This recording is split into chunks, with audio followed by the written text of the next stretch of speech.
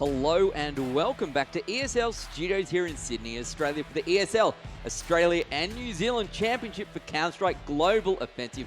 It is our Season 1 Finals Day 2. I'm joined on the desk this time around by Mike Starr and Jim Nesso.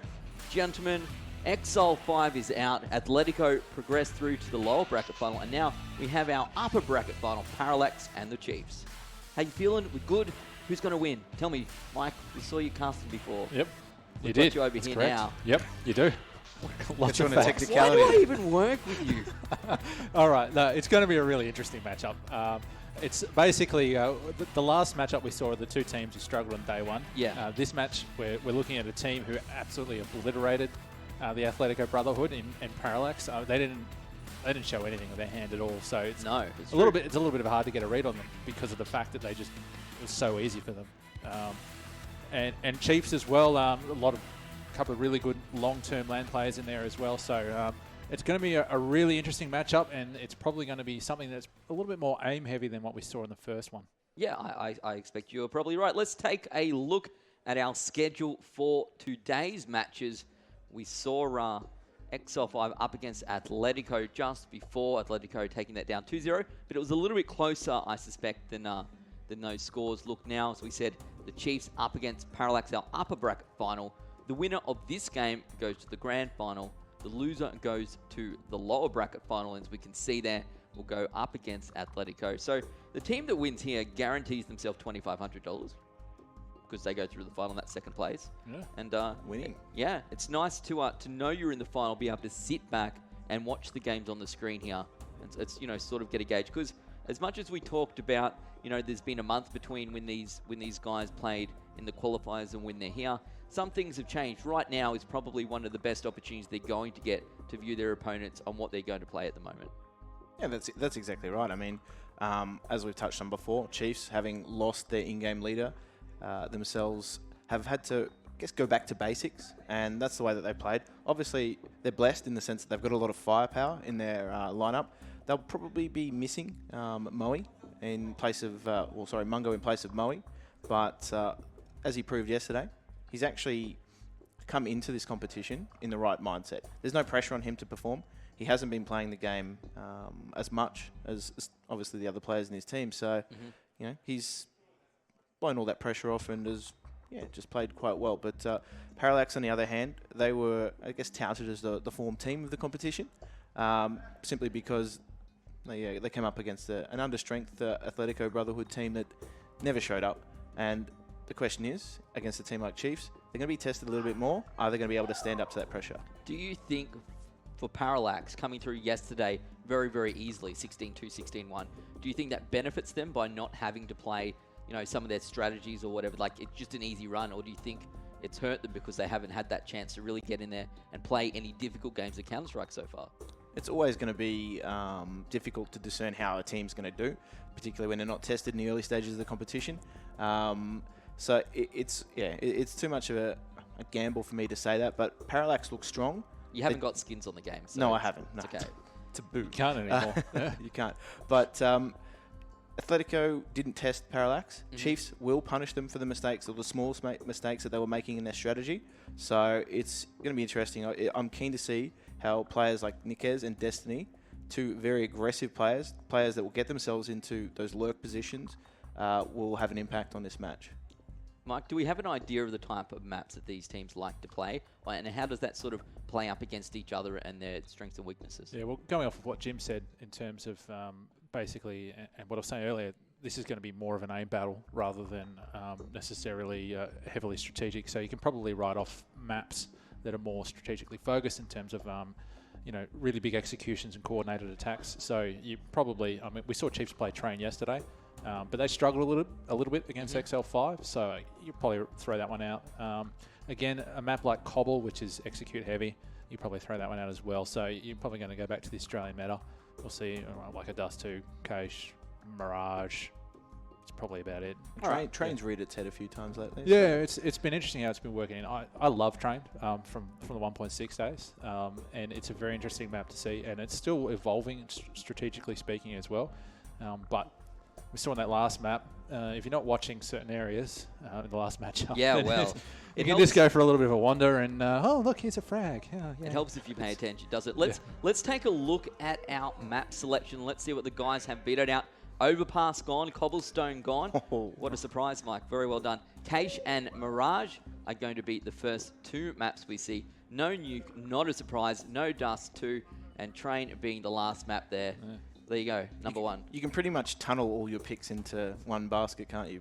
These guys are fairly predictable in the matches or the maps that they are going to select. So I'm interested to see if it does go to Train, who's actually going to win that. But both strong picks for each team. Interesting that Chiefs have gone with Cache, because I feel as though Cache is a really strong map for Parallax. So the vetoes have gone the way of Parallax, in my opinion. Okay, that's interesting. And something to point out here. So the format of this competition is double elimination.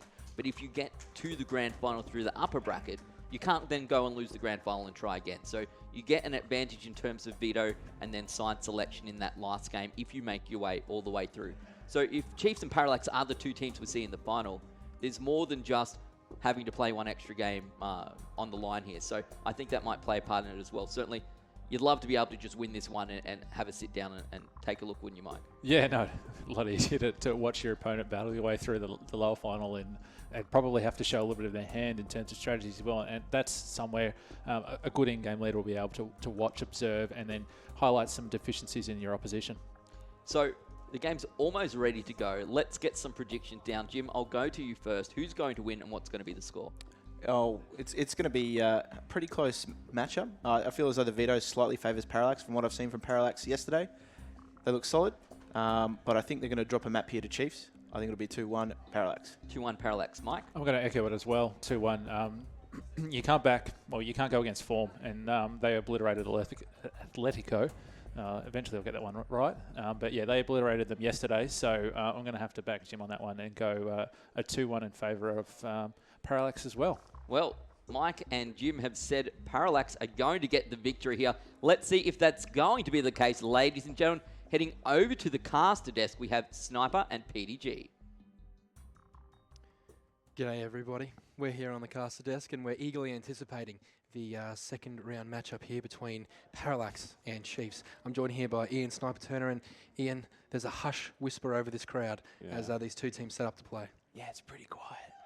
So just hoping they fire up a little bit and raise the roof, because we're about to see what could be a preview of the grand final here today. Absolutely, yep. So, yeah, I mean, I'm not sure if I totally agree with what the analysts were saying in terms of Parallax coming out and winning a 2-1. I think we might even see a 2-0 here. Yep. Okay. Maybe in favour of Parallax or maybe in favour of Chiefs. I'm going to say whoever wins this first map is probably going to take it convincingly. Okay, bold prediction, because as we've seen, Chiefs, as Jim highlighted, Chiefs picked Cache, yet Parallax have been the informed Cache team in Australia. Yeah. Now, the matchup becomes really interesting, because I guess we're looking at yin versus yang here. Mm-hmm. We're talking about a team who is relentlessly gambling on aggressive chances in Chiefs, and a team who is steadfast in their approach in a very passive manner. Yeah. So we're going to see sort of good versus evil, the form team versus the underdog, and also aggression versus passive play. It should be a really interesting series. And I've actually got the Chiefs coming out here, 2 maps to 0. Yeah, I think it could go either way. And like you said, yin and yang, I can easily see that the Chiefs could come up and their pug style they're the masters at disrupting that strategy style that Parallax lean back on. So. And right on point there, we see the 2 teams come together, although Haz and Raz have absolutely decimated the oncoming Chiefs players. Nickes will put up some resistance, but it's all over by the shouting. Raz and Hats put Chiefs to sleep. What a start there for Parallax. What a round. That's like throwing a haymaker just at the beginning. I mean, we've got Hats just blowing away 2 heads with 2 clicks. Like, it's a done deal there, then and there. And then just to not be able to get any of their trades fall back and have this excellent crossfire happening, and that's what you want to see from your boys at the start of the round, I tell you. Absolutely, absolutely. Now we see, interestingly here, and we've got 2 guns coming out on the side of Parallax. Now, those rifles have been underused, in my opinion, throughout the opening series. There's a lot of SMG focus now with that, I guess, UMP and its armor penetration. A lot of guys going for that, but Parallax taking no chances here, mate, with those 2 rifles. Yeah, I wouldn't hazard a guess to say that maybe Parallax knew that Chiefs are a team that are going to force buy into this, especially after watching yesterday's games. I'm sure they would have done their homework, and now we're going to see what is that, MP9 put to test here. They all sound the same now. Yeah, I know, right? Well, Staples, whatever. But yeah, heavily bought into this round, Chiefs. So they don't want to throw away their investment trying to just get picks, but really they just want to try and get some information. And Mungo has pulled off ahead and collected an M4. Yeah, crazy turnaround. And this is exactly the sort of disruption we've sort of come to expect from the Chiefs as Jokes makes his way back. I have no idea what just happened in A there. I mean, Mungo got his way in, got 2 kills, but now Jokes still seems to be a quad box, and he's going to pick up a quad kill from that position. So crazy turnaround there for Parallax, and now it's all on Destiny to try and make it work, but Yellow's going to finish him off. And yeah, a round that's going to be up in the air. I think we're going to see a lot of that in this series. Yeah, that's sneaky beaky play there by Mungo, getting out of the squeaky door. Obviously caught Jokes unaware, and luckily he was able to rectify the situation and get that gun back under control, because as we know, that can cause a lot of havoc for the teams. Just it would be really interesting to see that going on more often, see if they can put a hold to that or hold the door kind of thing. And yeah, hats off to Mungo for pulling that. Absolutely, and now we'll see the Chiefs go on to full eco. Just one flash there. I'm going to call it the Anders flash. He always has that sentiment where if you don't buy a single flash on eco, it's just a waste of time because there's no opportunity to win. So Destiny's got that Anders flash in play, and he's just going to wait for an opportune moment here to get that one involved for the Chiefs. But I mean, it's all well and good to have that flash in those Glocks, but they're coming up against it here. Yeah, so in that last seesaw round, there wasn't much to take out of it, but what Chiefs can take out of it is that they got it close enough to be pretty confident in just saving up, getting some guns together, and maybe putting in a good showing on the gun round. And as we see here, Parallax, they're not too phased about that previous round, just taking a very similar hold to the last, but maybe fixing that mistake as Lonsdale just mops 2 frags in the middle. Yeah, crazy SMG work here by Parallax. Just heads exploding everywhere. That's all 4 kills going down as headshots. So the aim for Parallax is on point. Hats picks up the double, and to be honest, he's not somebody that Chiefs really want to see get going early, because he's had his struggles, he's had his ups and downs, has Hats, but on the flip side, his good games are really, really good. So yeah, when Hats goes off, hats off to Hats, because he just really nails it. I mean, as we saw in the World Cup qualifier against New Zealand, Hats went for something like 22 frags, 4 deaths for the entire game of Dust 2, starting CT first. That's unheard of almost. But yeah, Chiefs need to be very careful about Parallax getting off on a good start. This gun round is going to be instrumental. They got a lot of information on their eco rounds, but look at this. Raz just playing cheeky beaky as well, like getting into this sunroom. Unfortunately gets spotted and tries to fall out. It'd be very bad if Burn lets him out, but unfortunately nothing. They're playing with so much confidence. You can already see that they have no hesitation in doing these advanced pushes and getting map control, although that one doesn't pan out for Nick, as Hats is right there trading the frag. So brilliant start here for Parallax in this round once again, as they take a 4-3 advantage into this 4th round. Chiefs up against it now with those 3 AKs and a bit of utility left on Destiny and Mungo. So a couple of those smokes will be beneficial to them getting into the side, but Mungo doesn't take the smoke option. He goes straight for the frag, and Chris O'Wow's going to get Lonsdale here if he's not careful, but he's a bit late. Lonsdale, excellent decision making there, pushes through the door, and now Chris O and Destiny are up against it here once again.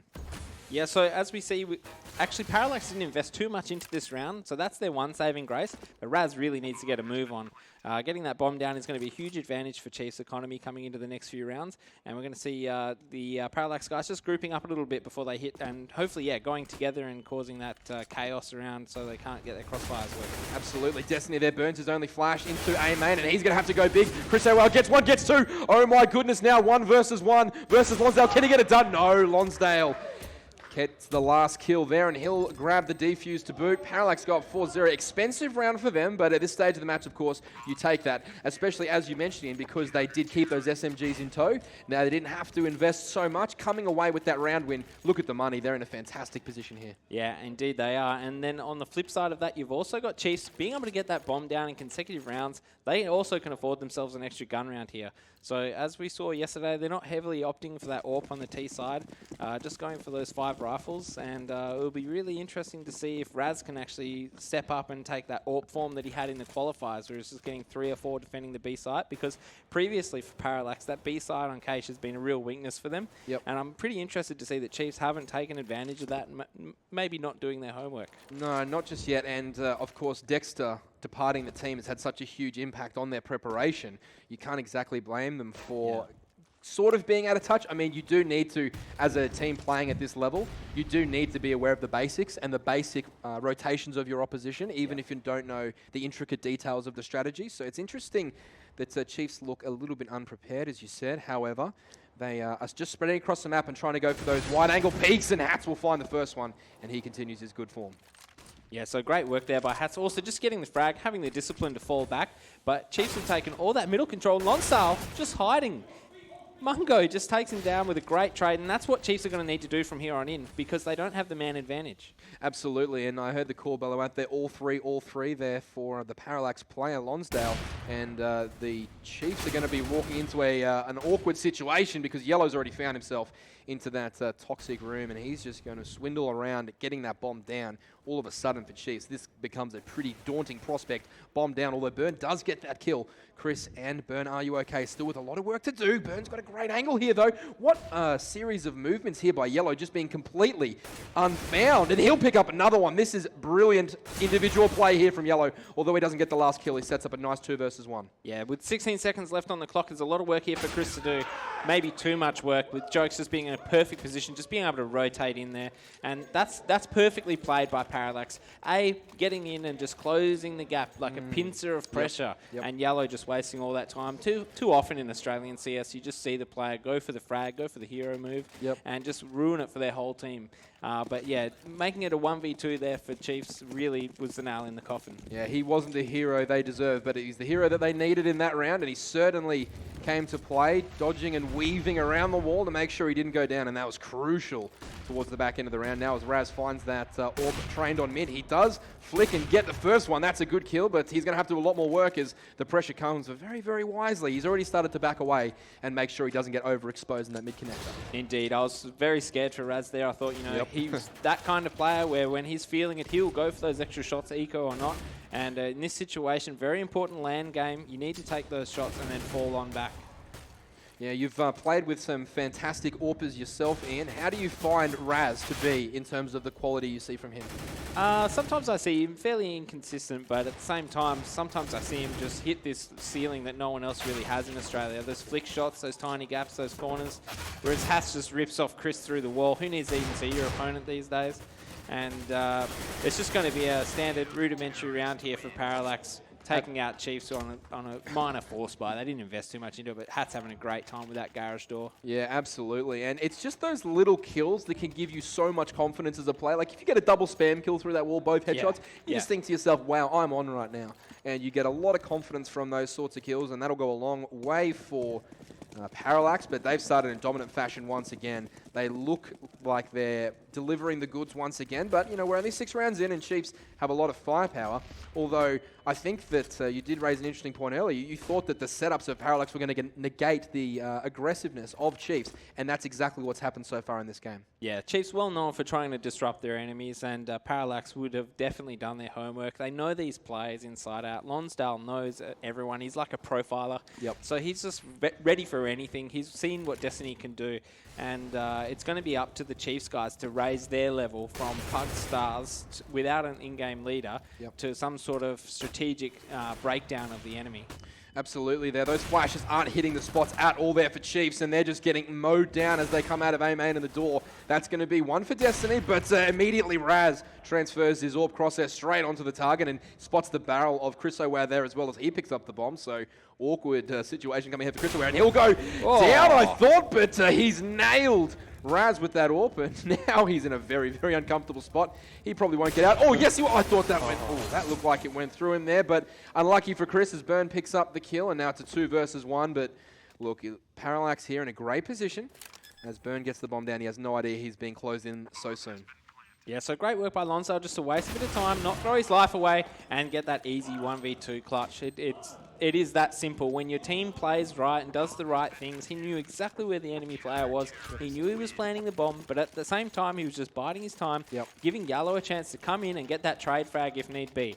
And the way that the T's played that round, unfortunately, great shot by Chris. Unbelievable shot by Chris. Just destroyed Raz. It was so fast. But then the rudimentary shot on Hats just went, unfortunately, that's the way CS is sometimes. It's the nature of the beast, especially for the AWPers that can be so difficult at times to be so consistent. We're spoilt when we watch international CS that these guys just don't miss, and it seems like an easy kill, but as players, we all know it's a lot harder to consistently hit those shots than it looks, and Raz will tag down Burn to 2 HP. That's that 98-1, that mysterious AWP hit, but that may have been through the corner of the box on that occasion, I think. And he also just missed out on the Kobe for the exact same reason, probably just went around the wall. And Chris has found an AWP pick in the middle of the map, so it's going to be pretty bad actually for Parallax, because for a start, I don't think Raz would even know if he hit the guy or not. I don't know if he saw the blood. Yep. But with that number advantage on the scoreboard, that will be the main concern for Parallax, as it looks like they're just moving around a lot. But with Raz, he's just got lightning speed, and he either hits his shots time and time again, or he misses the first one and he'll miss all of them. Yep. So they've got to be really careful, Chiefs. If Raz is in a good spot when they start hitting a site, they're going to be under a lot of pressure. But Hats is in this super boost spot again, and they don't really have any information. He's the only player at A. He should be calling some rotates in. Yeah, absolutely should be, but he won't there. Burn takes him down. I was going to say, I thought Chiefs held on to that frag lead for way too long and didn't actually get into that A-bomb side. And you can see the use of utility here for Parallax coming back in is going to be daunting as Raz tries to fire down on Chris, but he's had an absolutely superlative round here for Chiefs as he gets the triple. Now Yellow forced to back away with this AWP, and I think he's going to try and lick his wounds and live to see another day, but Mungo is in a great position here, although he doesn't find it. And to be honest, it looks as though Yellow's going to try and go for this one due to the scoreline. And he gets that down flick, but he doesn't get it to go for him at all. And now I guess he's just looking for exit frags. Yeah, so unbelievably, it's taken 8 rounds for Chiefs to get on the board, and Yellow's well aware of that. Their money's in a pretty good state. They've had UMPs for most of the game. Yep. Unbelievably, to see this sort of confidence coming out of Parallax, a team that previously has struggled just to keep into Div 1. This is their first major LAN appearance. And now all of a sudden we're just seeing this side that's full of confidence and got a lot of direction and focus. And I think that really comes back also to their management. I think so too. It's startling how much that makes a difference to the players and their ability to apply themselves to the game if they know they have a sound structure behind them. But speaking of a sound structure, Chiefs there with 2 AWPs and Destiny losing one without even taking a shot there. So Chiefs already reeling, and I guess Parallax did this to Atletico relentlessly yesterday, and they're winning rounds in the first 10 to 15 seconds of the round. If Chiefs are in it, they get the first pick. And it's a grind from there, whereas Parallax, they're basically wiping you off the face of the map in the first 10 to 15 seconds. And already Chiefs are in a difficult spot here. They've picked up the second AWP, which I don't really know is a great option at this point, because it really they really will struggle to enter into the bomb site. When you've just gotten your first round on the board, it's probably not a good time just to pick up that double AWP, especially on a map like Cache. It's really important you get your money going so you can do those full-blown executes. But just perfect mix-up there from Parallax for Raz to take that aggressive angle. It's basically the extra bit that was missing from their game before. Nick has their pre-firing Hats in that boost position, so he's well aware of their Parallax set up there in A, and he'll rip the head off one. Burn will try and find a kill here in mid, but I don't think Parallax are giving Chiefs anything in that part, and once again, they're going to wander towards the A side and try and get these smokes and flashes to be to the most possible effect. They've spotted Jokes at quad box, I think, but this is going to be difficult for Chiefs to get in because they don't really have a lot of grenades to flush out these spots. It's going to be Jokes is surviving for ages. He gets the bomb down. He gets the second one. This is all about the non-use of grenades and flashes there for Chiefs, and they look absolutely out of sorts there. And beautiful retake, not just hold from Parallax, but the retake grenades were on point there. Yeah, excellent work by Jokes, sorry. I cannot stress that enough. To get those 2 frags, first of all, the first frag, not so much, but it was the bomb. So the bomb's now in a stupid spot. The Ts have to try and collect it. Then this AWPer goes around the wrong way and he misses a shot. He's done. That's a one and done sort of move.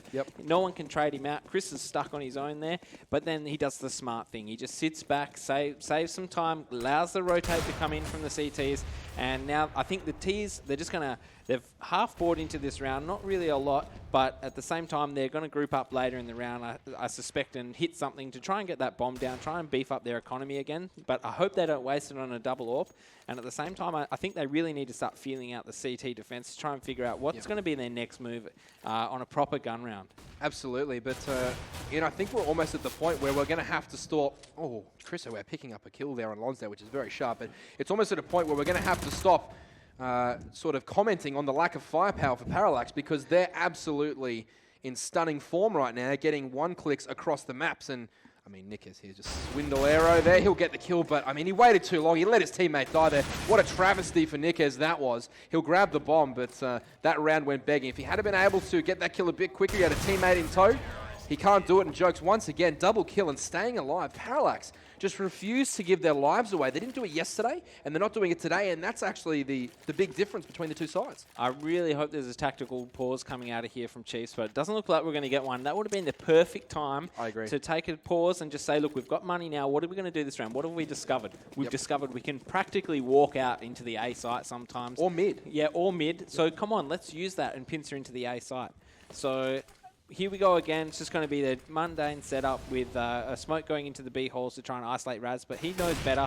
He misses that shot. That's actually pretty crucial. Oh, Burn through the smoke! That is a stunning reply there from Burn. Are you okay? And certainly Raz is not okay after that one tap through the smoke. The dirt nap being taken by Raz in full effect, and now the Chiefs lineup will try and make their way into B. The Molotovs aren't going to flush yellow out here, but the pressure's on, and he's caught napping there with a flash out. And finally, this unexpected Chiefs push is yielding some dividend, although towards the back end of that bomb site hit, Lonsdale and Jokes able to pick up 1 kill apiece, turn this back to a 3 versus 3. Still slightly in the favour of Chiefs, but Parallax have an opportunity here to come back. Yeah, very much so in the favour of Chiefs. Burn, are you okay with that forward position just wreaking havoc on Lonsdale? He's probably going to get all 3 here, but Jokes with the 12 HP, 11 HP now, just coming back and getting that frag to set himself up for a retake, but he really should be saving his gun. Yeah, this is an interesting position because, I mean, Jokes is saving right now, but for me, I would have loved to see him stay close to B and actually keep the Ts inside the bomb site to make them lose their guns in terms of the... Nobody saw that, Pete. Nobody saw that. I'm just trying to keep talking while that goes on.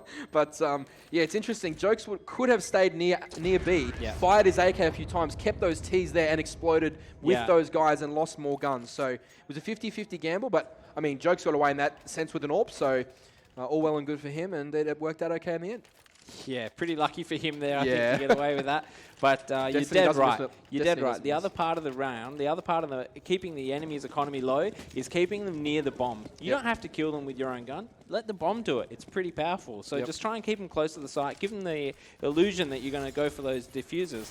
And that will actually cause a lot more trouble for them because they also won't even realize it until the next round. Absolutely. Destiny there caught off guard, flashed into the toxic room, and he'll do a good quad flash of his own, transfer that spray through the smoke, but he can't connect with the second target. He does do a fair amount of damage onto Yellow and tries to get him. I think he knows he's there, to be honest. Destiny's got a pretty good inkling that Yellow's about to pop out, and he will push through the smoke. This aggression by Parallax is unrelenting. It's something we saw from Chiefs, didn't necessarily expect from them, but being 9-2 up, they're playing with all the confidence in the world, and why wouldn't you be confident when Raz is holding down that B side with the AWP? Yeah, but it's also being their undoing here, because as you saw in the last round, the Chiefs almost threw the round away. They had a 5v3 situation, 2 players pushing into the CT.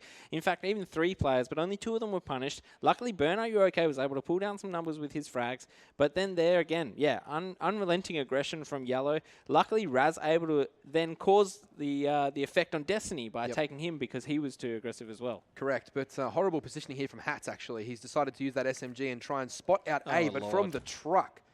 So that smoke is instantly going to neutralize him, and now Hats has to run pretty quickly into the side if he wants to defend it, but he's just given it up, and I guess that's fine. He's going to wait for his teammates to come in. The Molotov is on point there for the anti-plant, but the A main plant comes out, and Burn will pick up Hats, pushing in, and I guess that was the first piece of bad positioning we've seen from Parallax so far. Yeah, that's probably the first crucial mistake that we've seen, and also the first time that Chiefs have been able to really punish it. So also there, they noticed that the site was empty.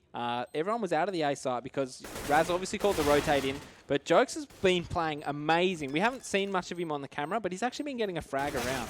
Yeah, beautiful stuff there. Raz trades 1 for 1, and now he's got an opportunity to win this one. Actually, Raz is going to stick this defuse. Pros don't fake, but Burn is undeterred. He steps out and pops the head off the diffuser. That is the round win to Chiefs.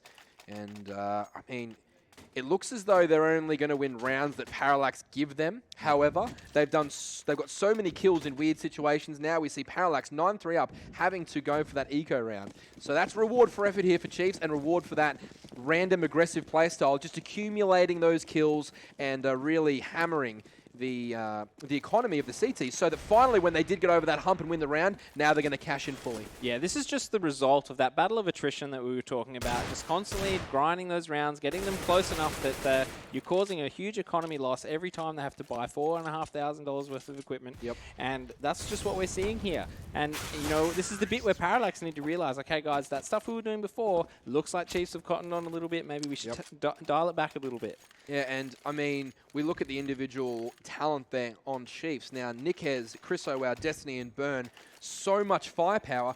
But even within that, they're all quite smart players as well. There's no just glaring player that we say he's just really stupid, but he has a hectic aim. Yeah. They're all quite complete players in their own sense. So individually, they'll be able to cotton on to different things that are happening around their bomb site. And you're spot on. Chiefs have made some fantastic adjustments and continue to as they roll into this A side. And it'll be Jokes getting one, but Destiny and Nickers will trade out very, very quickly. And they'll turn this half on its head right now, the Chiefs, coming back in a big way. Lonsdale contributing there, getting one. He'll rotate around, get the planter. That's massive from Lonsdale. And he's put his team in a good position, but unfortunately, he's thrown his life away there. Yeah, that's twice now that Parallax have been able to capitalize. The first time they weren't successful, but this time Lonsdale realizes there's nobody guarding the bomb whenever they go to plant.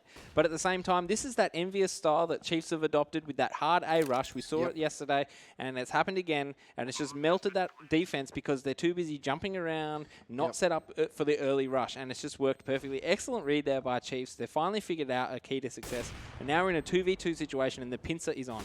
Well, I think the key to success here is Raz picks up Nickez, and now it will be Chris O'Wow. He's known for his clutches, but this one's a very, very difficult prospect, and he'll go down straight away. Yellow picks up the kill, so it is Lonsdale's round, even though he's not alive at the moment. He got the first kill and also got the bomb planter. After that, though, Chiefs just almost petrified of moving out of the bomb site there, and they were both cornered in the same little area. Maximum damage there from the rotation from Parallax. Great job from them, and they're all on to 10-4.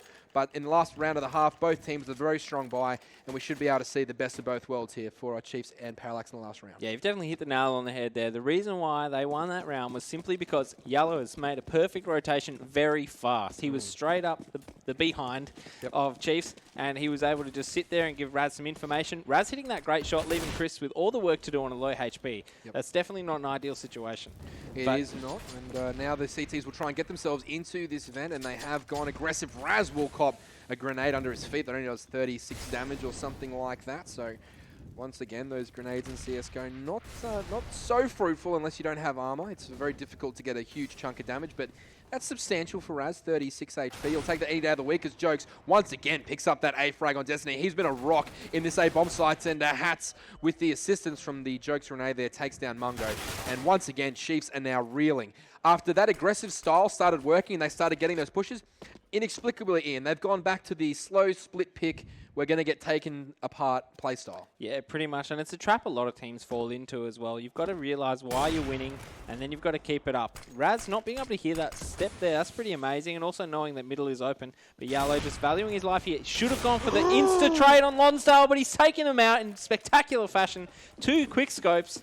And we're going to see the bomb go down from Chris, not the guy you'd usually see on the bomb duty. No. But Burn, are you okay? Says, all right, mate, you take that. Absolutely. Burn there picking up a triple with the AWP, and he's going to look for the team down here as Chiefs look to pull their 5th round into play, and Burn's going to pick up a pretty awkward position here, but he will spot one. That's the 4th kill for Burn. He spots up as he looks and he gets the team down. What a sick round of AWPing there from Burn. Are you okay? Solo dolo YOLO'd into the side and absolutely crushed him. Yeah, definitely. Excellent work there by Burn. You deserve to have that smile on your face. Actually doing a lot of work for Chiefs, because that 5th round is going to be instrumental in the second half.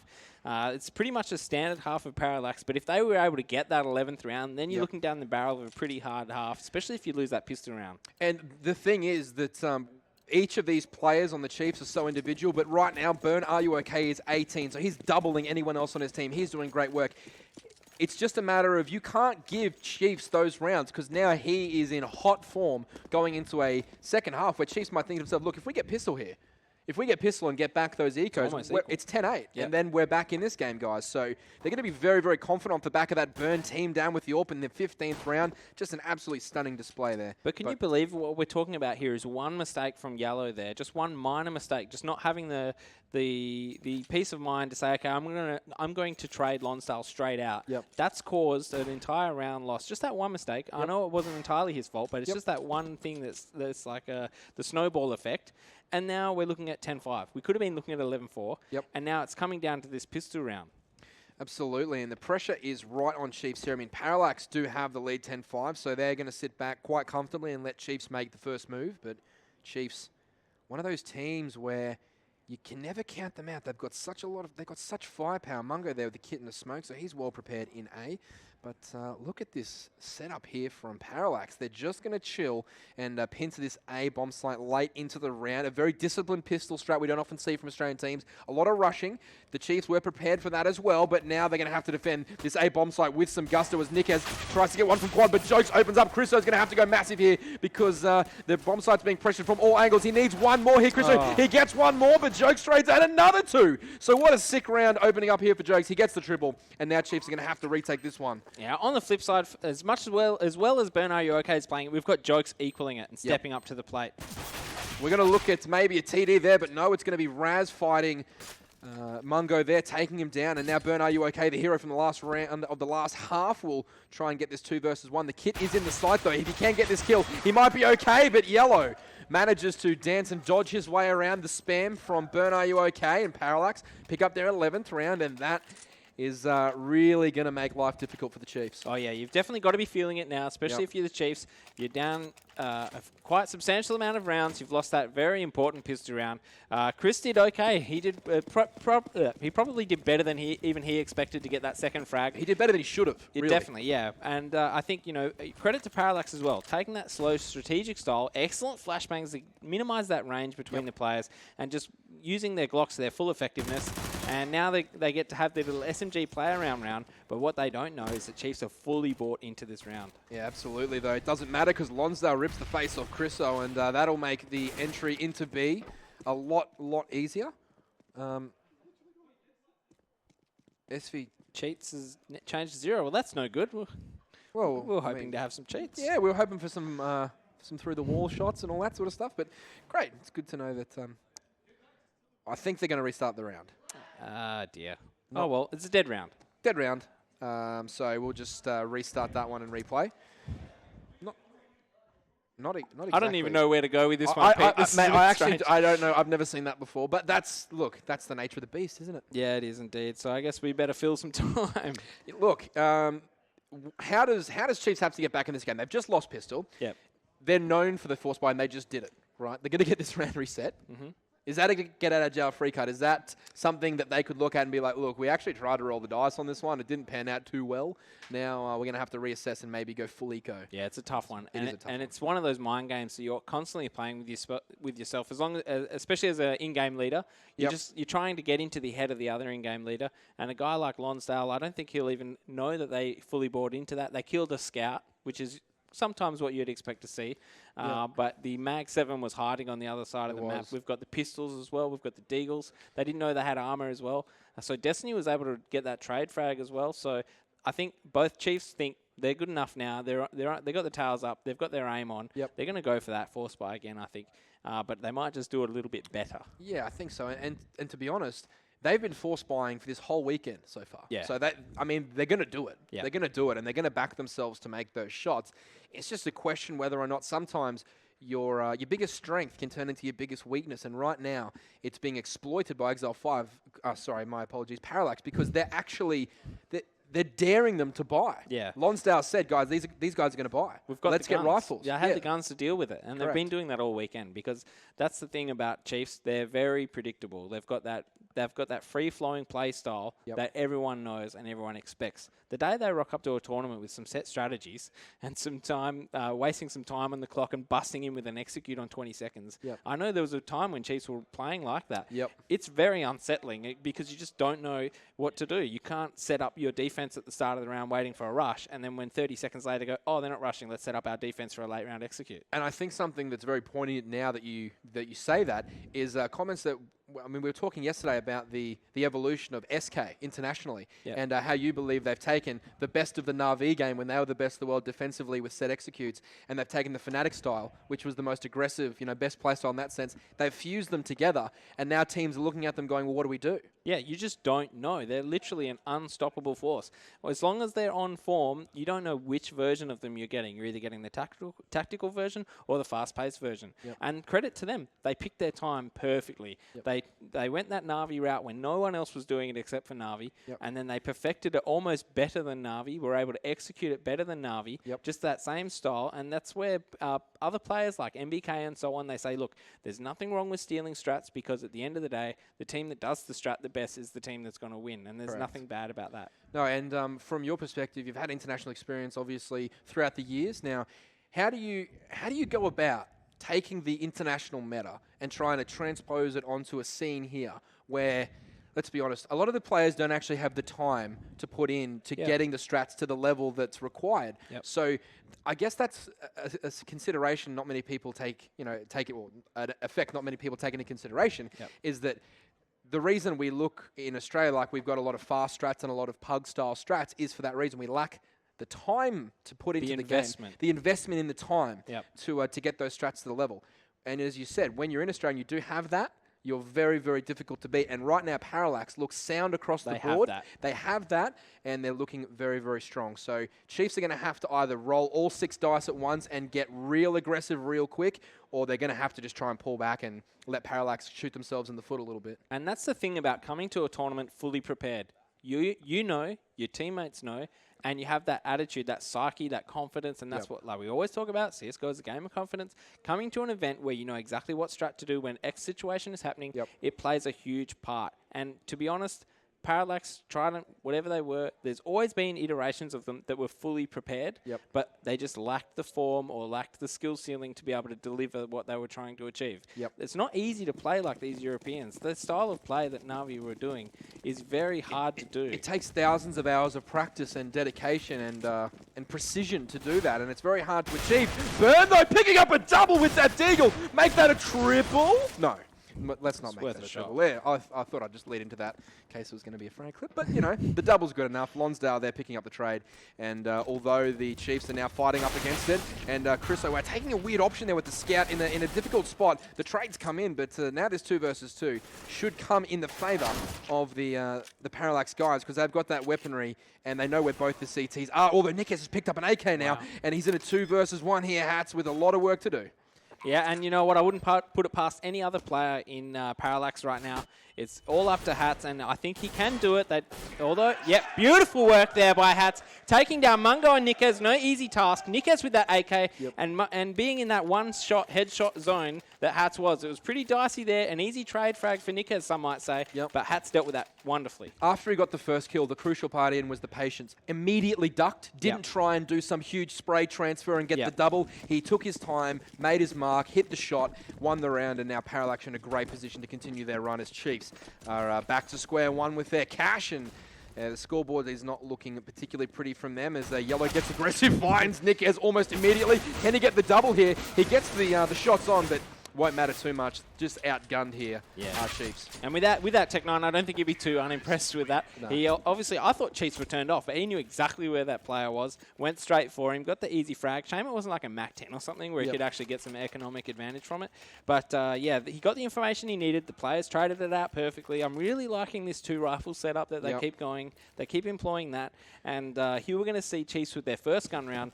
And no AWP again. It's been a common trend with these guys. I mean, I see Mungo picked it up yesterday, and I thought he did okay with it, but they know they're up against no slouches here with Parallax, and they're not going to risk getting into an economic hole this early on. No, great smoke there to get the truck at the A side of things, so Parallax will lie in wait, and I think something that they've done fantastically is Jokes picked up a kill. I'll come back to that in just a second. Now Parallax exploding onto this A bomb side. Destiny swindling in the smoke, though. What play can the Magician do in this one? He finds one, but he can't make the shot. Lonsdale ever ready there, and Jokes picking up a kill as well. All of a sudden, this is melted down once again for Chiefs. And Parallax looked a good. I was just about to say, as we just wait for Chris O to make a move here, and I think he's going to back away now. He will go down. Parallax, something that I think that goes unnoticed, or has gone unnoticed, is their ability to not go to the AWP. Yeah. We've seen so many times they've been on point with the rifles. They've said, look, we're playing well with rifles. Yep. Raz is a sick AWPer. Lonsdale's a sick AWPer. We have sick AWPers, but we don't need to use them because we're winning with rifles, and this style of gameplay is really countering our opponent, and it's fantastic to see. Well, one thing I've definitely noticed from Parallax is that they've employed this 5-man mentality throughout all of their strategies. You're not seeing this spread out across the map and try and fake here and there like you were seeing with Chiefs. Yep. I've noticed all the Parallax strategies are either a 4-1 or a 5-man, and they fully commit and they get those trades because they outnumber the site every single time. And I think that is a really great way, correct me if I'm wrong, of overcoming a skill gap. If you know the opponents have sharp players that hold solo sites, It's your only option. It's your only option, absolutely. You've just got to throw raw numbers at them sometimes and just hope the attrition wears down to your favour. Absolutely. And I mean, anyone can be phased by multiple targets. I mean, the better you get at Counter-Strike, the better you get at isolating the gunfights and choosing your targets wisely. However, the more numbers that get thrown at you, the quickly you need to make those decisions on the spot. And for the Chiefs players, apart from Burn, no one's really been able to respond properly. Yeah, and Burn pushing forward here to get some information with the scout is unfortunate because Yellow is ready for that. This is what Parallax do. They wear you down and they force you to make these information plays because you're thinking, oh, they're just setting up somewhere. They're about to execute. Maybe I can push through and get a hole in their defense. Yep. Nickers does pick up Raz, and that 4-1 come to fruition, as you said, Ian, the one player towards B. But Mungo will have an opportunity here to get a kill, and he'll spray down. Perhaps should have done a little bit better there against Lonsdale, and Hats will go down now to Mungo, and Chriso out swindles that smoke and gets jokes, so it's not a lost cause here for Chiefs, but they really need to close this one out well, and Mungo is going to go a long way to doing that, and Lonsdale forced back into A main. 3 versus 1, does have the bomb in 40 seconds, but very, very much an uphill battle here for him. Oh, definitely. But you know what? I think Lonsdale is running with that confidence right now. He knows he's got a heap of rounds up his sleeve. There's no pressure on him right now to achieve anything. And Chiefs are reeling at the moment. They're just trying to rotate back into positions where they can get trades or get a decent amount of time to pull in a rotate. Oh, Lonsdale sneaking up here behind Mungo. He doesn't know what's going on. I can't believe they don't realize that middle is still open. Yeah. If he can find the angle here, Oh he'll my find God. the double. He'll find the double. Can he? No! Lonsdale there. I thought he would just spray and go for the full automatic, but he tried to isolate targets, as we said, and he wasn't able to connect the second one. Lucky for Chiefs, because had he got both of those without taking any damage, that looked real bad. It was a game-ending round because you Yeah. lose so much confidence as Chiefs in that situation. It would have been a 1v1, unfavourable to Chris. He's on the other side of the map. Yep. I'm pretty sure he was tagged up. Lonsdale with all the time to find a new position and guard that bomb from safety. Next minute, we've got match point. But luckily for them, he wasn't able to get that second frag. Yeah, absolutely. Great job there from the second Chiefs player, becoming alert and making it work. But the Molotov will come over the B roof through the window, and Chriso Wow playing aggressively here, but the terrorists already onto the side here. Burn flicks around, Chriso does as well, and now I think Chiefs have finally cottoned on to the fact that Parallax are going all in on these bomb sites and not faking, and the minute that they see one, they're gravitating towards that bomb site in.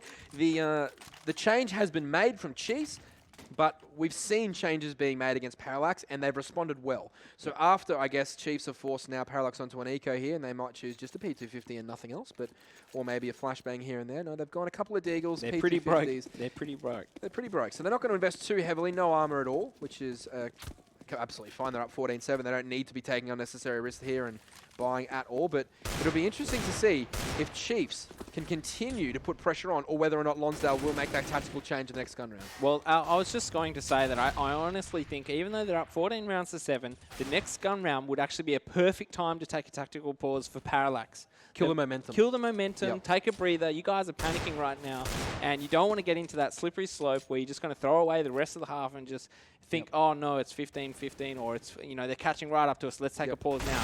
Give yourself some time to make some mistakes, but keep doing what's going to work. And while this round may be falling down, we know they're actually pretty good with their deagles, so we should be careful.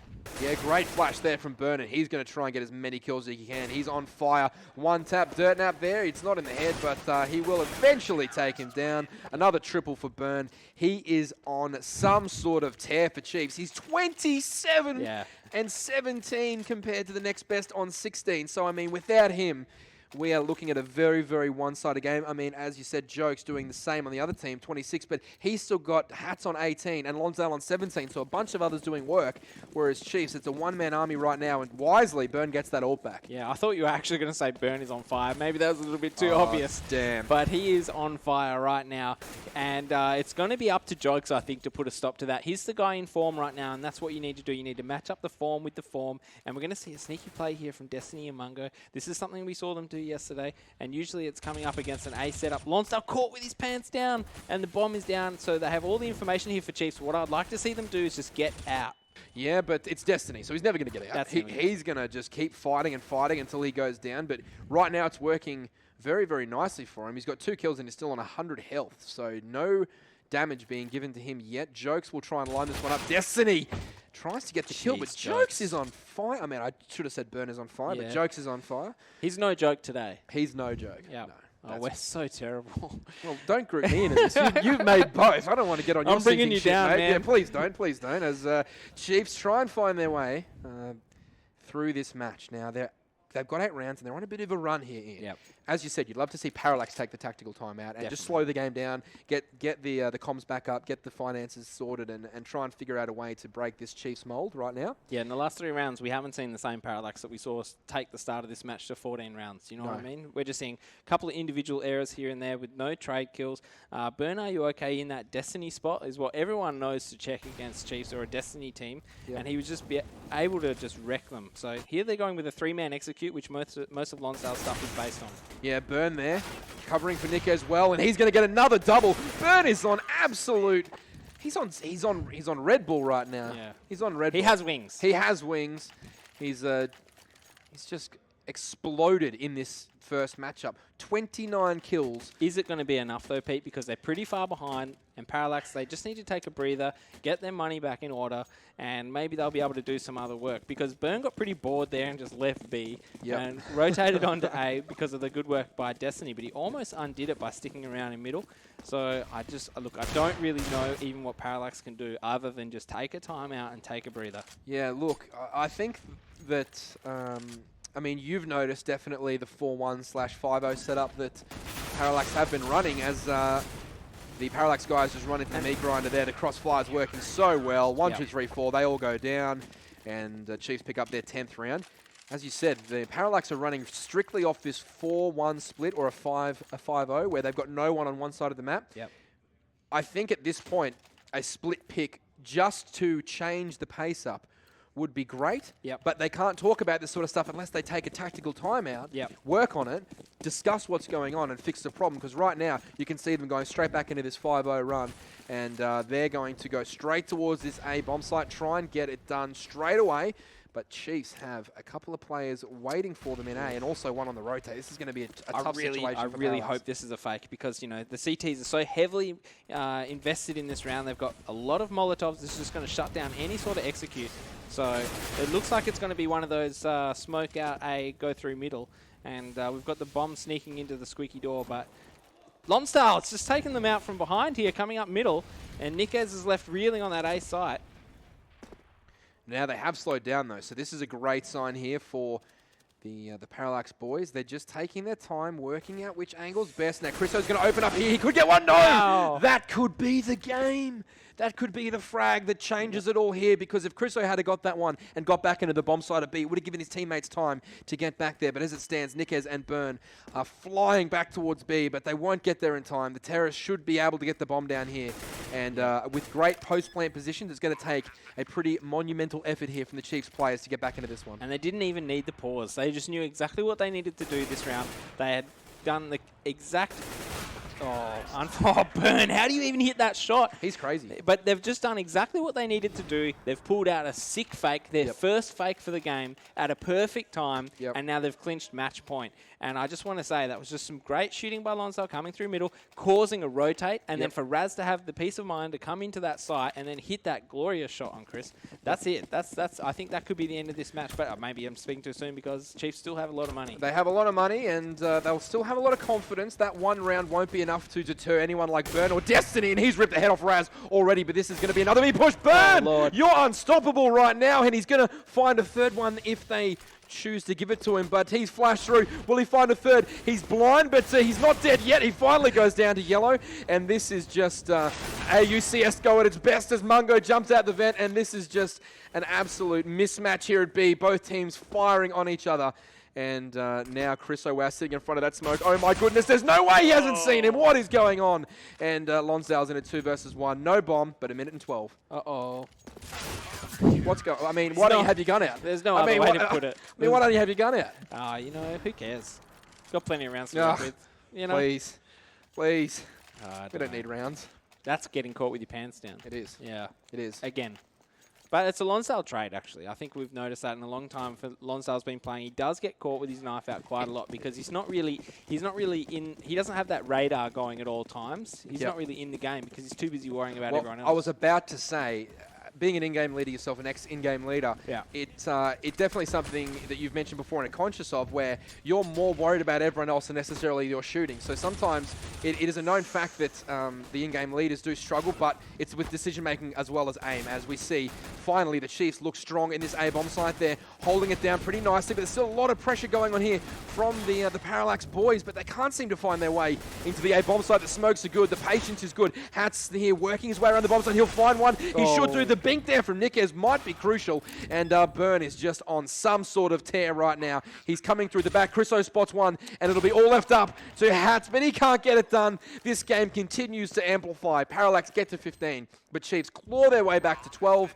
And I guess, look, at this point, it's anybody's game because Parallax are not great financially. They're going to have to eco at least one round. That gives Chiefs 13, and we're down to just one. We're down to a coin flip. They're just in too much of a rush to get this game over and done with. I mean, if they were keeping this sort of momentum up back when they had 14 rounds, sure. But now that they only need the one round, they actually need the last round is always the hardest to get. The other team, as they're back to the wall, they're going to be pulling out all the stops. And as we just saw there, Chiefs just making those huge shots, even though they're out of position. I mean, this is just... I've never seen Burn play this well. I mean, I've seen him play well in parts, in isolation, in rounds in particular. Across the whole map as he picks up... Oh, no, he doesn't pick up one there at all. And this is actually very, very dangerous here for Chiefs because Raz has got himself an AWP amongst other things as Yellow picks up a double deagle, and this could be the end. Raz picks up Chriso, and all of a sudden Chiefs go down. Wow. Parallax win it against the flow of play. You can see Simcore there loving life. Jokes pumped up. The boys loving the victory. And Burn left on an island all by himself there on a skill ceiling we very rarely see. He barely missed with that AWP. Wow. He barely missed for an entire map. He put together one of the most dominating displays of AWP I've seen in a while in Australia, at least since Ricky or Yaman was around. So I'm speechless. I mean, I've seen Burn play at that high level before, but I haven't. It wasn't with the AWP, and it wasn't Cache. No. It was Inferno, and when he gets that beacon control by himself as a terrorist, but we don't see that anymore because we don't see Inferno, and we haven't seen Burn for a while. No. And now we just see Burn, and he was Thermite. Well, I mean, I think he had a lot to prove there against his ex-in-game leader and group of players. He came from that team into the Chiefs roster, so he was very, very keen to put his foot down and say, you know, look, I've transitioned out of your squad, but I'm still a very, very highly skilled player, and he showed that. And look, what a fantastic outcome there for Parallax, able to hold on right at the end, but Chiefs will have a lot of confidence going into map 2. Yeah. And they shouldn't be too They gave a decent account of themselves. Yeah, they certainly did. They certainly did. So I think we're just about ready to cross back and see what is happening there and what the analysts thought of the first matchup. Thank you very much, Peter. Yeah, boys, that was interesting. I just want to say, I want to put this out right now, that last round I said they're going to win the Deeks. I said that. You did. I did say that. And it happened. I told you who was going to win it too. Yeah. You did. You did. I just sat there and just spectate yellow. Just spectate yellow, and that's going to happen. That's what happens when you're caught in the middle. Yeah. Parallax actually played very, very well at the start there, but the Chiefs were quite convincing in the last third of that game. How do you feel about that, Jim? 100%. They got their tails up towards the end. I think that's the running theme, but it was too little, too late. And that was mainly due to individual play, again. We always thought that Chiefs were going to do well on the back of a good T side. It was never going to be their CT side that was going to win them games. And that's a trend that continued. The CT side was a little bit better, but it's their T side that really let them down in that instance. Parallax, far too strong. Yeah, it certainly felt like that. Mike, do you feel that obviously this was Chiefs' pick on Cache, and I think both of you agreed at the start that perhaps Cache wasn't the ideal map for Chiefs to play on. Were you impressed with how Chiefs played? Was it closer than you thought it would be, or? Look, there wasn't a lot in that, strategically speaking. Parallax were probably a little bit more organised on the T side, and they kind of rolled with the old death squad type approach. But really, it was a case of two teams just trying to out-punch each other, really. It was just big blow. I mean, Parallax just came out swinging at the start. That very first round of the pistol, it was Hats with the double kill, followed by Raz with the double kill. And then from that, it was like two heavyweights, all right? It's like they can't dodge much, so we'll just throw big punches and see what sticks. And there was very little finesse overall, and it was just a case of, Burn kept Chiefs in that by a long shot. He certainly did. We have all the Burn, are you okay jokes, right? But it really was Burn, are you okay carrying your entire team with the AWP. So let's take a look at a replay. Burn with the AWP and the ace. Let's roll this one through. It's a 2-on-5. And this is pretty impressive play here. Yeah, this is single-handedly taking your team by the scruff of the neck at the half. And a big momentum shift too.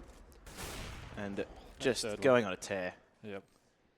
To be fair, I feel like the last two kills, I don't know whether he would have got that if it wasn't the last round of the half. I don't know whether they would have pushed it or not, but he picks up the last one here onto Hats. And I think Parallax, to be fair, will be looking for a headphone sponsor because they just seemingly let him run around like an elephant and no one batted an eyelid. Yeah, I'd suggest HyperX, by the way, supporting us here at ESL AU and ANZ champs.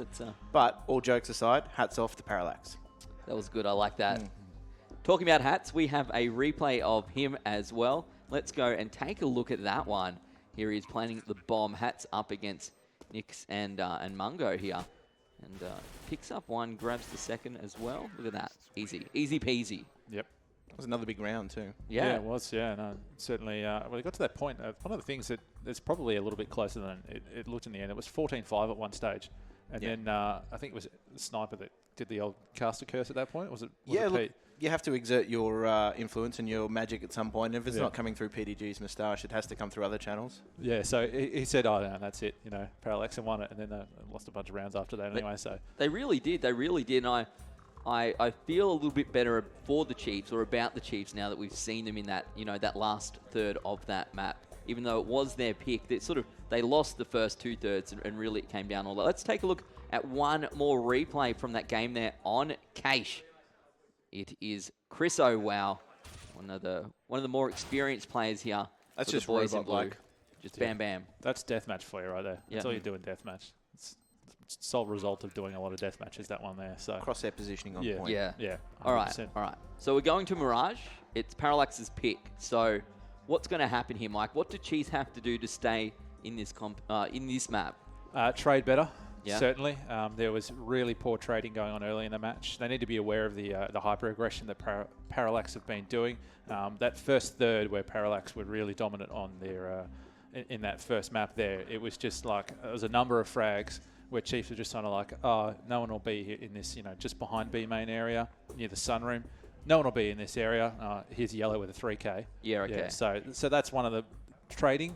And just being a little bit more map aware of what Parallax have been doing. And if anything, it was Parallax really taking the fight to Chiefs. On that T side, you saw Parallax taking the initiative, pushing areas of the map, catching Chiefs off guard because they knew that their split pick approach was going to leave them open to being traded. We saw the Chiefs do that yesterday against ESL 5. Even when they were behind, they were pushing, they were playing unconventional styles of Counter-Strike. Obviously, they can't do that up against the team of Parallax, or do you think that's something that can work? Oh, look, I think it can work. In that instance, it didn't work. And I think they're going to have to go back to the drawing board a little bit and try and work and pair up a little bit better. Yeah, I think definitely on the T side, they needed to pair up. The CT side, they started to do that. They started to actually pair up quite well. By then, though, as we said, the scoreline was 14-5, and those rounds at the end there sort of bled out a little bit for Parallax. So, who's going to be the key here for Chiefs if they stay in this competition? Destiny was a bit quiet. He woke up a little bit towards the end of that half. I guess he's finding it a bit cold here in Sydney. Yeah. We all are, aren't we? Yeah, pretty much. We've turned the aircon on. It's a little bit warm. Yeah, it is. Yeah. It's warming up in here. Action-wise as well. Yeah, it is. Starting to warm up there Exactly. as well. But yeah, I think doesn't bode well for the Iceman. No, I think that Yeah, I think the Destiny needs to pick up a little bit there as well.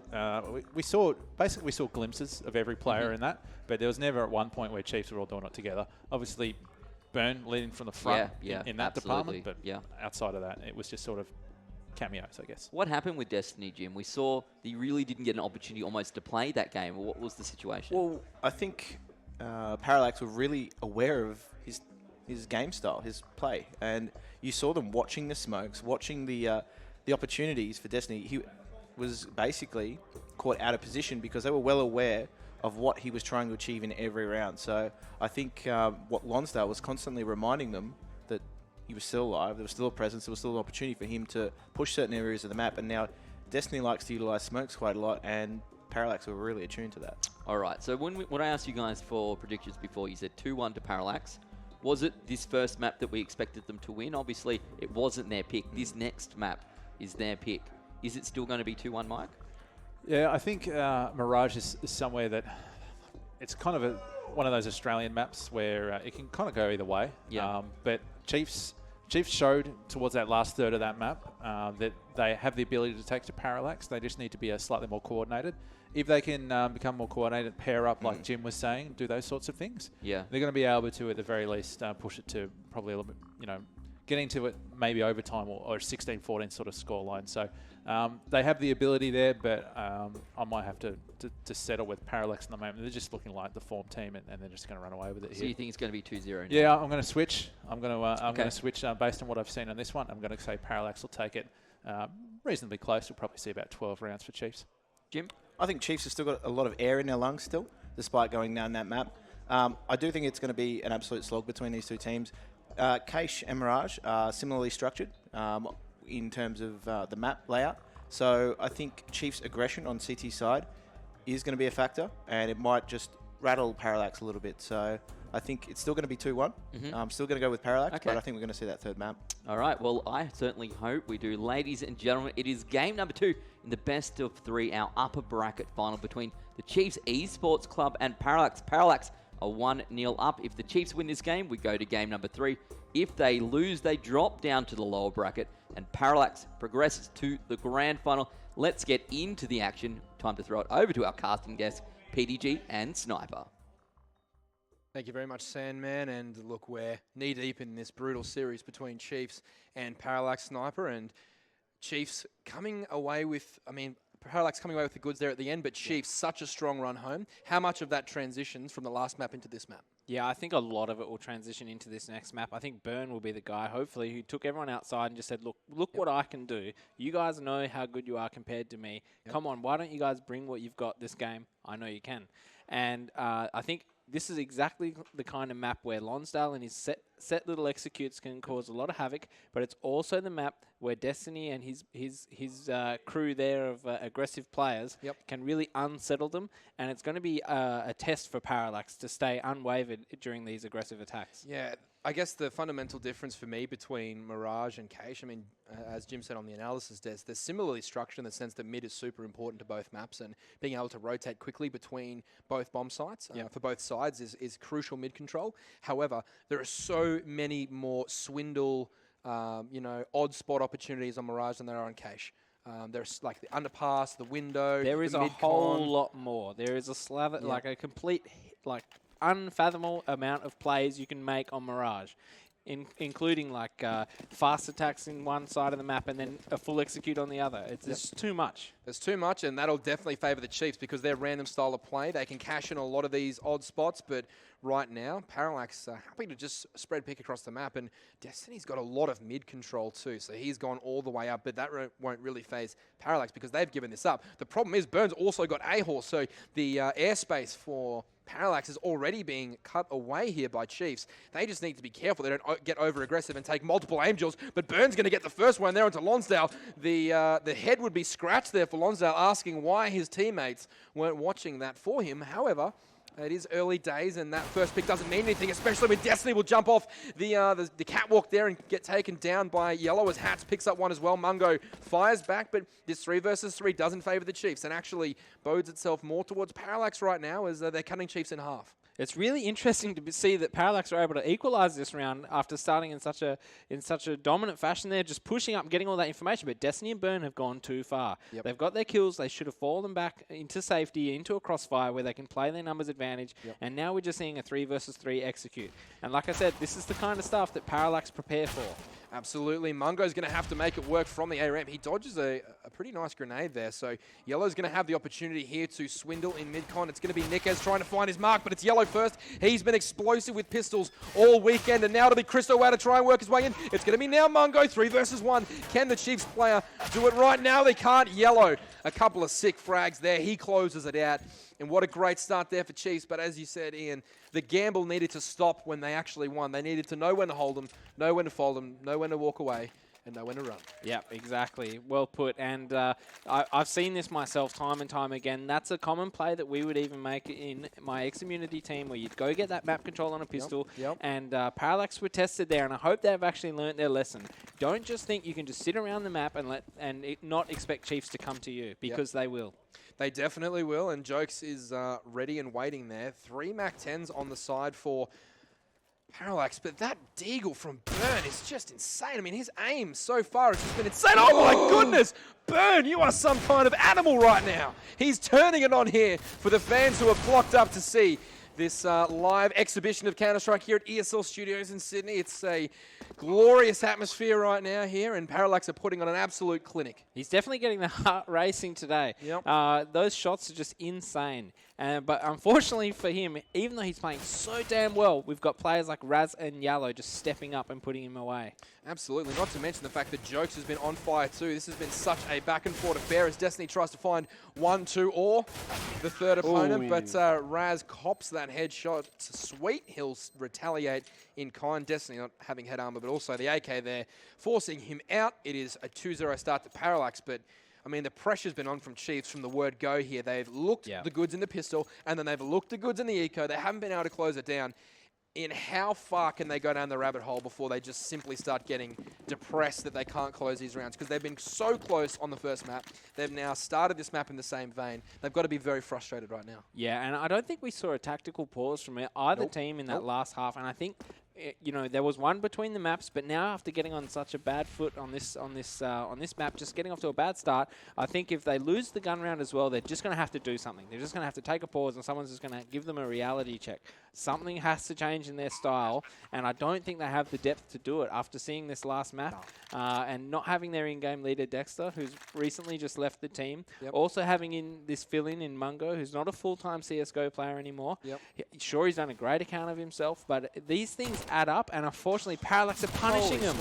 Yeah, look, Parallax have the firepower to match their tactics right now as Destiny does pick up a kill onto Hats. So bit of a fruitful eco here for the Chiefs. 2 kills, but no weapons saved. Destiny does get that MAC-10, but they're heading into a buy round. So hopefully he's going to push and try and get a frag here. With that MAC-10, get some extra money and get an AWP on Burn. Are you okay? Because he's been just splendid, and Destiny looks the wrong way, gets taken down. That's a wipeout. Parallax start brilliantly, and now Burns put in a very, very awkward situation. Does he buy that AWP with no armor? No, he'll go for the rifle buy and shore up his utility. I like that choice. They needed to start that way. A glass AWP at this point is such a big risk for them being down a map and down 3-zip. So, although throw it on Burns' hands, he'll be fine. Oh, absolutely. He's been just unstoppable. Lonsdale, keeping with the tradition for Parallax and not really upgrading that SMG, taking advantage of perhaps Chiefs not buying head armor. So that's fine. That one SMG does work for me, and I'm sure they'll make it work for themselves as Burn takes down yet another opponent, but Hats gets the crucial trade frag there. Nickez chimes in as well, but this is just mayhem as Hats flicks up into the window room and nails Chriso. Crazy shooting here from both teams, and as it boils down, it's a 3 versus 2.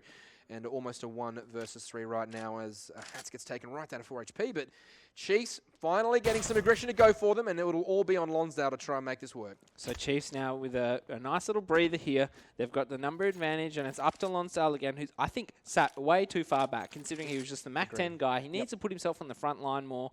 And he should have been the first guy in, taking those bullets from Burn. Are you okay? If his death happened then, and it doesn't matter. It's a MAC-10. Now we've got a rifle trading it out. We get that extra kill up in that ladder room. We're looking really good. But unfortunately, he's just sitting too far back. I think the problem with Look, I agree with you completely. The issue for me is Lonsdale is very key in throwing late round smokes and flashes. So he's often in spots that don't necessarily lend themselves to being aggressive. But he should have dropped that gun to someone else and let them get in there. Let Hats get in there with that SMG and try and tear it up. And that's part of the role. You've got to be able to delegate. You've got to be able to say, look, I've got a MAC-10, I've got the smoke grenades, okay, maybe I'll pick up a rifle, you take the MAC-10. It's not about who's the best player. We saw it yesterday with Chiefs. They had the exact same play on Cache. Destiny ran straight into the A site with a MAC-10, and it worked for them. Yep, absolutely. And the Parallax guys are more than willing to share the load in terms of the fragging, so they shouldn't have an issue sharing those rifles around as Mungo finds the head of Jokes running, and that's a power kill there for the player underneath the balcony. This could be huge. He gets 2, but that's all he does. And Raz will trade nicely onto Mungo. Hats fires away through that smoke. Can't find anything just yet. He'll swindle, and the bomb will go down. I think he's full wide. And Destiny tries to get the spam kill, but he's unable to find one, although he does find Raz just unaware there, and it's ball down to a 1 versus 3 for Hats, and Destiny knows exactly where he is, and I thought he did know. He's seen him now. Nickez finishes it off, and Chiefs just rock and rolling right now, but it's because they're not fearing Parallax at all. They've gone our way, as you said, and Burns sort of been like, look, I'm killing the game. Like, what are you dudes doing? Like, you need to man up. And right now, every member of Chiefs has just got that a bit more swagger about it, a bit more confidence, and they're attacking those retakes with gusto. Yeah, definitely. And you even saw a CT player, I'm not sure who it was, but I wouldn't be surprised if I think it was Nickez even, coming from behind through that T-spawn area. He's pushed B, he's got all the info. There was very little chance Parallax were going to get away with that round, even after getting that bomb down. I don't even know how they got that bomb down. That was pretty cheeky. But Raz to be just caught out of position like that by Destiny is really bad. Raz needed to be aware, needed to clear out that firebox, especially considering that's where the bomb was being planted. Oh no, there's a yellow deagle, and it has been spotted. Burn, are you okay? The fire player, he did. Oh, he doesn't get the shot to go. That's uncharacteristic from Yellow this weekend. He's hit absolutely everything that's moved with that deagle, but Chiefs looking great here. They're just consolidating, although Raz gets the AWP pick, and he's now isolated in 4 versus 1 situation.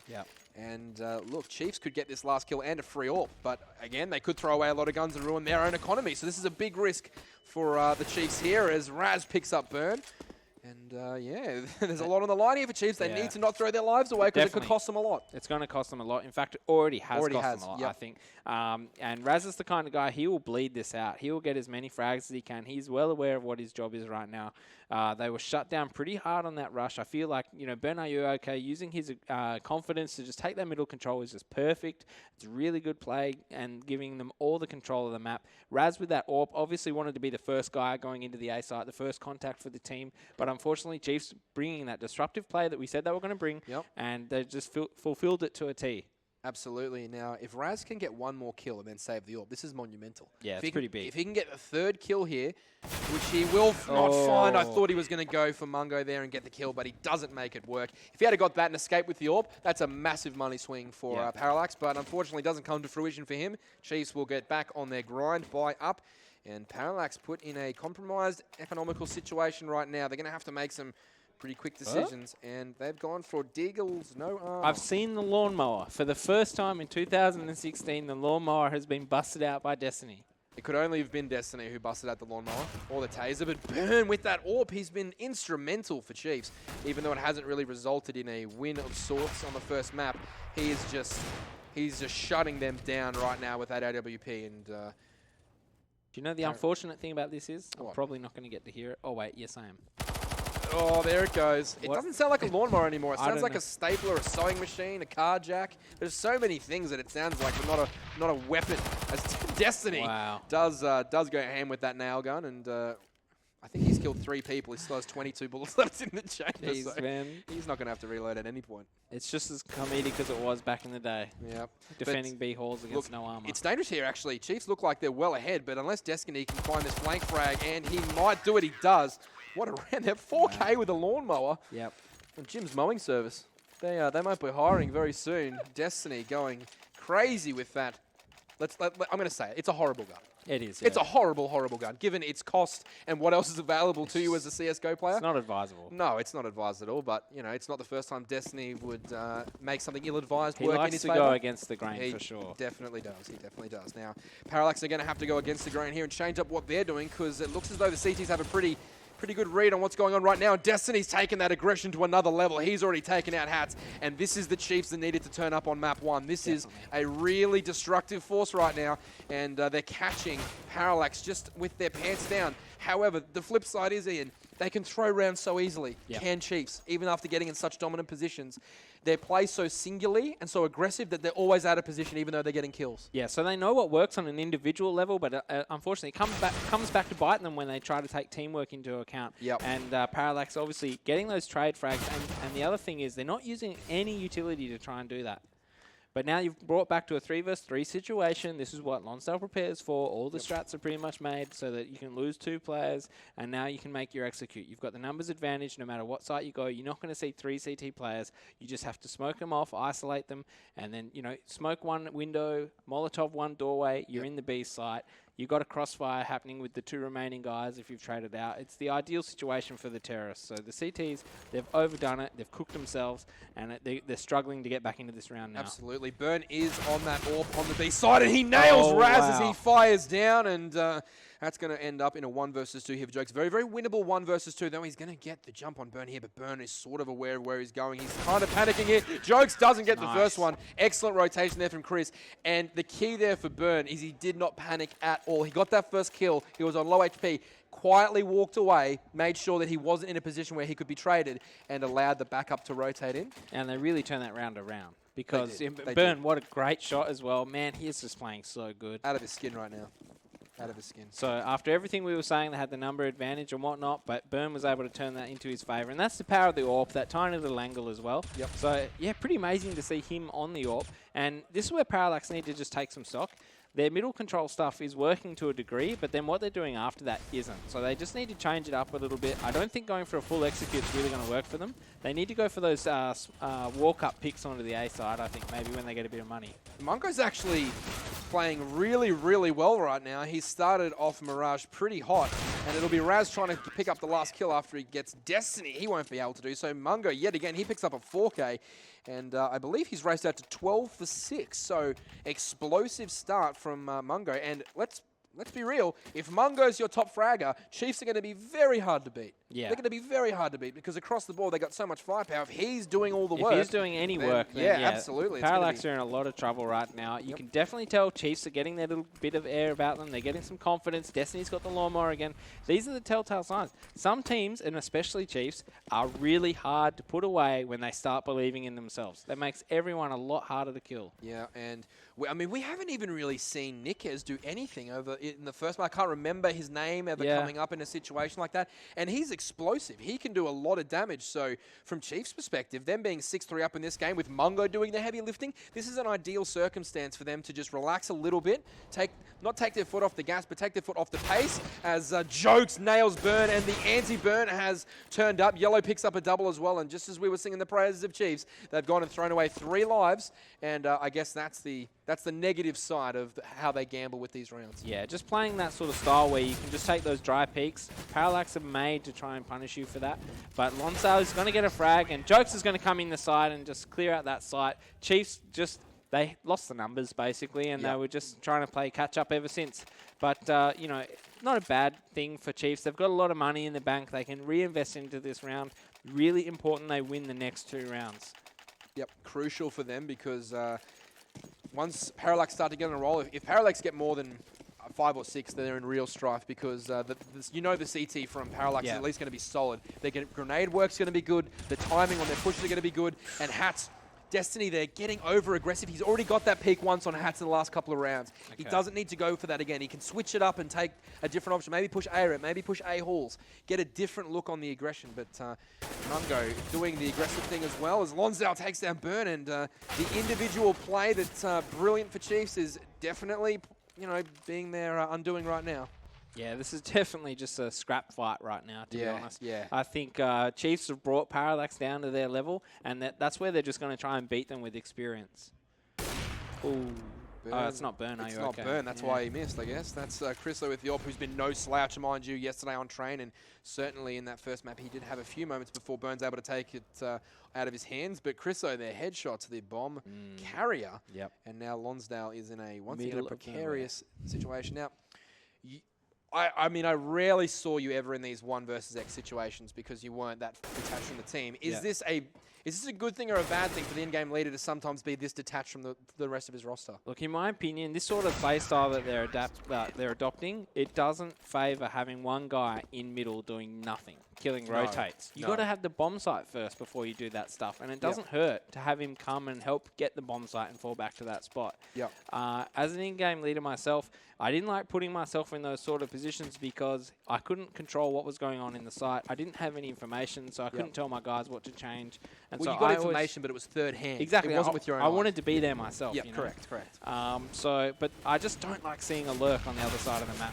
No, and Destiny's in a lot of trouble here, although Chriso does cover him for a short time. Lonsdale gets the trade, and once again, Chiefs in a bit of a precarious situation right now. It is 4 versus 4, but yeah, the advantage right now is with Parallax after they're getting that opening kill, and Jokes will extend that. Nikez getting absolutely wrecked in the B-side apartments there. Burn will rotate across and find an angle here to hold it, but it looks as though Parallax are doing a great job here just slowing it down and trying to find the next kill. Yeah, and they're doing exactly the right thing. They're just slowing it down, and they're going to rotate into a site, use their number advantage that they've got. They don't know that Jokes is on 9 HP. There's no way they can know that. Hat's just getting caught unluckily there by Mungo, who has presence of mind just to walk out of the A site, clear out mid by himself. Pretty random, but this is what happens when players start thinking for themselves. Absolutely, but I mean, if Mungo goes down there, the round's a wrap. It's over. Yeah, but you can't tell someone that wins a round doing something silly like that, like, yo, you did the wrong thing. And that's one of the things of Counter-Strike. There is no... We talk about, the rule book or the theory, but there is no right or wrong way to play, correct. except just to win. Correct. Anything that results in a round win was the correct play in the end, so to speak. There's obviously better and worse ways to go about it. And we talk about the bad and good plays. We're talking about percentages. Yeah. We're talking about how often that will work out in your favor versus never working out at all. As Mungo there finds the angle. He's on fire right now. Mungo picks up a double. Now it's all on Jokes. 9 HP to try and recover this one. I thought that Parallax had a pretty safe entry in, but it'll be Burn and Mungo combining there for 3 kills to close it out. Chiefs extend their lead 8-4, and they're getting a little bit vocal right now. They're sitting up in their chairs, and the Chiefs players, you can see their Mungo smiling from ear to ear. He's loving. Yeah, he's loving the output. Oh, absolutely. Yeah, it's not every day Mungo's on top of the scoreboard, so he's definitely going to savor it while he can. Absolutely. And just great work there by Mungo. He just pretty much put that round on his back, but that's okay. Parallax now in a lot of trouble. They got the bomb down, but they still have no money. They're just going to invest into the future and try and take out a couple more rounds that are remaining with some guns, maybe full executes or whatnot. I'm not really sure at this point, but they've got to stop this scrap fight because, like I said, Chiefs are going to beat them with experience. Yeah. And the other thing is, everyone's criticizing Happy right now for Envious because he's got that same lurk style where he sits on the other side of the map and then their team executes, and he's useless. He's basically useless, and that's what Lonsdale was just before. And that's why the lurk has to be the guy that applies pressure. Well, it's weird because it looked as though at the end of that first map, Chiefs had figured out that Parallax were exclusively running 4-1 splits or 5-0 splits, right? Yeah, that's what was working for them as well. And Parallax haven't changed away from that. So even though the map's changed, Chiefs are still loading up on whatever bomb site they see the first player at. Yep. And 90% of the time, it's working out for them. Well, not 90%, they're 8-4 up. But, even though they've lost a few, they've made good decisions. Yep. Right now, Destiny just wrecks Yellow there with a nice fadeaway, and he'll get a double, maybe even a triple here. Destiny spraying away, gets 3. Well done there to Destiny. Great control. Chris is throwing his hands up in the air. Didn't see anybody. Chris just wants a kill. Just wants to kill. But look, if you're Parallax and you've been figured out, so to speak, on the first map, you need to recognize that. And even though the change was made in the last map, you need to transfer that across. That fake they pulled on the first Correct. map, where's that now? Correct. And when they did that, what they did the last round, admittedly, was correct. It was the right thing to do. Regroup, come into A. Yep. But just individual performances from Mungo didn't allow them to win that. Yeah, that was a correct play. You're spot on there. But I guess in the first minute and a half, they haven't shown enough variation here to really shut Chiefs out of the game and make them double and triple guess what's about to come at them. Chiefs are pretty comfortable right now as Burn takes down Jokes in that mid connector, and he's going to continue his great run of form, spraying through, I guess, half There's the smoke there, Burn. There's a bit of a, I think there's a bit of a gap, but he'll also burn down Lonsdale as Destiny picks up Hats. This is unraveling pretty quickly here for Parallax, and Raz gets one back, but so much work left to be done here for himself and Yellow. Only benefit, I guess, is that Burn's just thrown his life away I mean, look. Hey, when you're feeling it, you're feeling it. You're feeling That's it. when you're going to be making those silly mistakes. And as long as your team doesn't punish you for them, it's not that bad. But Parallax now evening it up just a little bit here with Raz getting that nice headshot onto Niquez, who hasn't had the best series of his life. We've always touted those Chiefs players as all being explosive individually at some time, but Niquez has been a bit of a sleeping giant, as you would say. And Raz with 20 HP, I think he's feeling more confident than ever, but unfortunately Mungo just hiding under that balcony. It's a great spot to be in. Look, if you had said to me that in map 2 of this series that Mungo would be carrying Chiefs on the CT side to victory, Chris O'Well nails yellow on the slight peak there with the ult from CT spawn. Yeah, if you had tried to explain to me that Mungo would be the guy to deliver Chiefs a great CT half on Mirage, 3 or set 4 them rounds, up, 3 or 4 rounds, just, you know, he's on 18 for 7. What an effort. Destiny, admittedly, and also Burn, still putting in a bit of work there. They're in double digits, but it's been all about the Mungo show. Yep. And you did say before that you don't expect to see him on top of the scoreboard. When you've got a team with Destiny and Burn, I guess those guys you expect to be on the top the whole time. Chris can get hot from time to time. He didn't have any expectations on it, but yet again, he's shut down this A push and he goes for another peek and he gets it. Mungo, brilliant rifle control there as he sprays down into multiple opponents. Destiny will chime in with one. Mungo still manipulating that Lana and he's staying alive. Area. Great work there by Mungo. What a finish to the half. Fantastic work there. The fist bumps come out from Chiefs. And look, they are in surprisingly good form right now, given how last map looked. But you said they would carry their form across, and they certainly did. So hold on to your hats, ladies and gentlemen. We have ourselves a second half and also a very, very, very live series. At the same time that Chiefs have got the wind in their sail, you've got the opposite happening on Parallax. I bet you they're starting to question themselves. They're just starting to think, who's going in first? Where's the timing? There's no coordination happening. This is the Parallax we're used to seeing. This is the one we're used to seeing, the one that can just fold under pressure. Yep. So I really hope that at some point, again, there was no pause, at some point I hope someone can just grab them and just try and clear their minds a little bit, because it doesn't look like they're just like in tunnel vision. They're just looking at this game and just thinking in this game. They need to just distance themselves just a little bit, just to get that good thought happening about thinking outside the box. Yeah, Hats will think outside the box there with his crosshair. He waxes Mungo, who's been the dangerous player. So great opening exchange there for Parallax as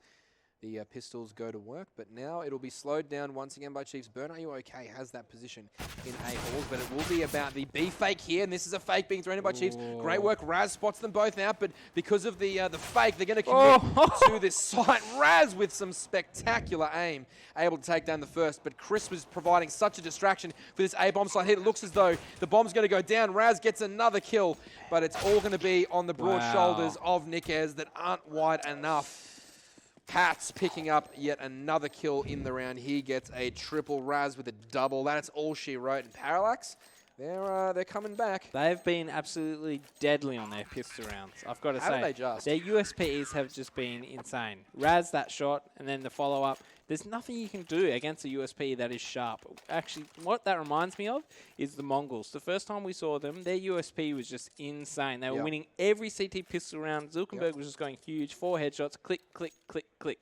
You can't do anything against that, especially on a long-range map like Mirage. Yeah. So as long as Hats and Raz just keep doing that, they're going to shut Chiefs out of every CT pistol. Well, interestingly enough there, the 3 rifle buy coming out here for Parallax. So they're taking no chances at all. Usually we've seen at most 2 rifles with those 3 SMGs, but they've not just gone for SMGs. They've gone for the 2 UMPs and 3 rifles. So they'll get little money bonus on top of anything. But to me, this just shows that Chiefs are confident with the amount of rounds that they have. This is so unlike Chiefs not to force buy into the second round.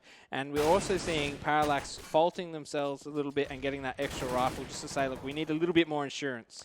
Absolutely. And it's going to be difficult for Chiefs to win this because they're completely on eco. Crossfire. So they're just going to get nothing done. Mungo does pick up 1, maybe 2. Nope, it's Raz coming in with the trade. So Mungo gets 1, which has been a pretty common theme throughout this match at least. He's got a couple of pretty fantastic rounds, but this is more about Parallax and what they're going to be able to do in stopping this full buy here from Chiefs with 2 SMGs They're loving in the play. UMPs, man. They're loving them. They're loving them, but they're so risky. They're so risky compared to an M4. Yeah, well, they're not getting punished for it. They're just not getting punished for it. And until they do, they're just going to keep doing it. Because to have that extra grenades in their stride, it's definitely worth the gamble, I think. Well, I mean, look, they could have had one less grenade and not bought head armor and bought rifles. Oh, for sure. The head armor's a bit eccentric. Yeah, so I'm not sure what they're doing there, but Destiny opens up onto Hats. That's a lovely kill, and he's going to swindle through this one into Sandwich, and he'll get a second. This is one of those Destiny rounds unfolding in front of us. He's got in an awkward position to start the round. He should get a third here. He doesn't, but Mungo does the trading for him, and this is just a whitewash for Destiny here. That is all Mark Destiny Kagan. He's put his stamp on that round. And there's nothing you can really do when Destiny decides to do that to you. By and large, that was a Destiny round. We talk about Chiefs, we talk about Destiny. He's the in-game leader right now. That's something that you would just have to expect from Chiefs. The walk up into the A site, slow as you go, and what do you know, just getting the headshots everywhere. Yep. And he's one of the best players I've ever seen, not just... He just feels it. Yeah, he's just one of the best players I've ever seen at manipulating smokes. Yep. He creates his own angles, and he's just a master at individually entering a bomb site and knowing where to look instantly. So he's done a fantastic job of entering that bomb site against Parallax, wiping them out. I mean, what is Raz even? Whatever, man. Worth a shot. Go for that hero defuse. I mean, look, the score doesn't reflect necessarily how close this has been. A lot of rounds going down to the wire, but Mungo and the Chiefs, which is not something I thought I'd say today, but Mungo and the Chiefs absolutely nailing it. I can't get over it. The guy barely even plays. Like, he took time off Counter-Strike, and to play at this level, in this situation, being down a map in a best-of-3, about to be knocked into the lower bracket, it's crazy for this guy to pull that sort of stuff out now, and Raz goes... ballistic with that deagle. Standard Raz, he'll get one and then die, but almost getting the second. Mungo just putting him to rest, unfortunately, but Destiny doing his own little bit of work. Very weird to see an anti-eco where everyone's just spread out along the map, going for those individual plays, especially with AKs. So, yeah, just Destiny, just doing Destiny things, like walking around. Yellow missing with the deagle, pretty uncharacteristically. Yeah, look, and this is really dangerous for Parallax. Because every round that Destiny has a quote-unquote Destiny round is just fire to fuel to the fire. And Burn is just adding more to his highlight reel that's already substantial in the first couple of People are going to fall asleep. It goes for so long. Yeah, well, that's it. They're going to have a ESL Burn Are You OK movie from that one map. He went crazy, and he's continued his good form, but it's mainly been Mungo, and in this second half on T-side, Destiny really putting in the work here for Chiefs. Yeah, pretty crucial here for Hats to try and save this AK. It will go a real long way into beefing up their economy for the rest of the half. They're very far behind now. The bleeding is just too deep. They're definitely finding themselves in a hole. He really needs to try and stay alive, and I think Chiefs are doing a pretty bad job of hunting him down. They know exactly where he is, but they're going to have one guy sewer, one guy halls, and the aim punch is a pretty unfortunate thing in CSGO, but we've got to deal with it, and we've got to learn to adapt. So I would have liked Hats just to make a run for it. You never know if there's going to be a guy waiting for you in T-spawn, but you've got to at least try. Yeah, and this is what happens when, because last map, we were talking about the firepower of actually Parallax and how they looked great. Well, this is what happens when they play normally. I mean, Jokes and Yellow aren't picking up 30 kills a half each. So this is the firepower we're used to. We're used to seeing Raz play well. We're used to seeing Hats play well. Those other guys are up and down, and once again, this is costing them as the trades come in an A ramp. This is going to be difficult for Burn, and the CT gets away there, but they've done a lot of damage. It's a 4 versus 4 right now, but you can see the health on the Chiefs players seriously diminished there as Yellow is backed into the van corner, but he's going to open up a nice angle here, although that grenade does meet him with some certainty. Lonsdale, great positioning around the bomb side. He gets fired upon too, so lots of pressure coming in here from the Chiefs, and they'll get the double. Jokes and Raz now forced to try and get back into this side with a just combined 36 health, but of course Raz with that one-shot, one-kill weapon. He's got knock on armor. He needs to get away from this. I think they need to get out of here. He's waiting for that Molotov to go, and he should be getting out of there, but they're not. They're chilling like villains. They're going for it, it appears, or maybe they're trying to find one kill before they make the decision. But they've gone now. Yeah, and I just want to say that was such a nice transition. I don't know what Chiefs were going for. I feel like maybe they were going for an A-ramp CT con pincer there, but they just transitioned perfectly straight into the B site. They went in smooth as you like. They got spotted by the van. They didn't get pressured away from it, and they just pushed straight in. They ruined their crossfire, and they took the site pretty easily. Perfect. It was a great bomb site hit there for the Chiefs, and as you said, the multiple attacking angles that they opened up both at A ramp and at B, that's what split the defense in half of Parallax. That's what we didn't see from Parallax. We didn't see a solid 2-3 split. We didn't see any mid-control and then working into different areas. Yep. We saw that 4-1 and 5-0 rotation that they've been running, since day dot. They could have been running yesterday as well, but they only played one match, and it was against a very, very lackluster, good word there, Atletico performance. They've, Atletico, that is, bounced back slightly this morning, taking an Exile 5 and extending their tournament run. So we'll see what happens if the Chiefs go down here. But it looks as though Parallax have taken a tactical pause, and for me, way too late. The game's done and dusted. It's just way too late. I mean, what are you going to change now that you think that Chiefs won't be able to cotton on to? Chiefs are just going to know now that you're having a nice little chat. What have they done? What worked for them before? Are they going to go for that same sort of recipe? They wouldn't even know, to be honest, because the Chiefs are they're playing their pug style. They got their tails up. They got their aim on. Everything's just falling into piece for them. Yep. And right now, it looks like it's going to dust too. Absolutely, and for me, the tactical pause is ironic against Chiefs because, they don't even know what they're doing to make this work, really, I don't think. They're playing together and they're playing aggressive, but aside from that, I mean, there's no set, you flash here and I'll push up and there's a guy constantly here, a guy constantly there, like we saw from Exile 5. They were very predictable in their structure. Chiefs have no structure. They have no caller apart from a very puggy style, as you said, a very loose fitting style where they can get the most out of their players' aim and extract the most out of that. And I think that's what's unsettling Parallax. They're not used to versing this kind of aggressiveness and this sort of free-flowing CS that you would get from...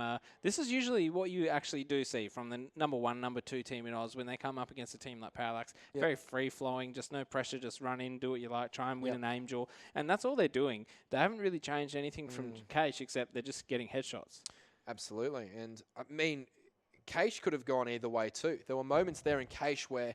It was 14-5. 14-5, and then they got all the way back. And if you're Parallax, even though obviously the new map starts at 0-0, you're gonna, if you lose this game and then you go on to lose Dust 2, you're going to look back at this series and think to yourself, if we had a closed out Caish in more convincing fashion, these guys would have just felt like they were up against it, as opposed to coming into this map red hot thinking, wow, we're a real chance here to take our map away. I feel like Chiefs literally put Caish in the bin and said, oh, just go for your lives, let's warm up for the next map. I wouldn't be surprised at all. I feel like that's what they did. And that started to work for them. And so that allowed them to get their warm up, allowed them to get their aim on.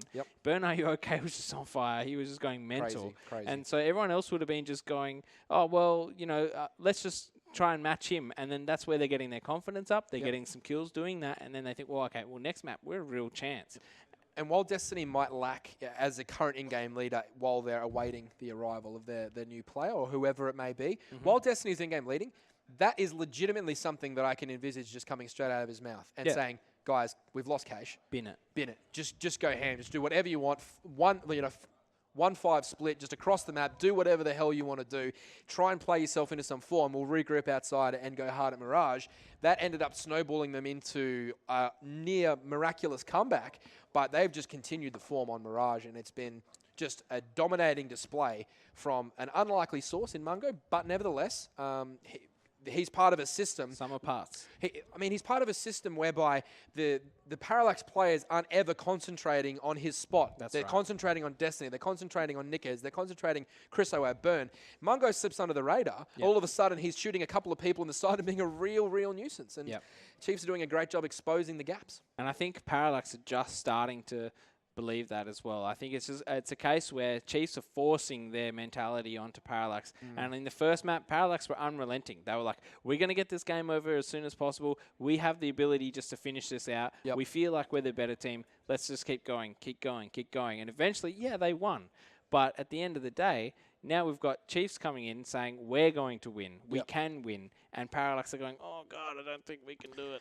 Yeah, this has been a story for the Parallax / Lonsdale-led teams, hasn't it? He's always been a really gifted strategical leader where he's had a lot of He's got very high CS IQ. He knows the game well. He knows where his teammates should be.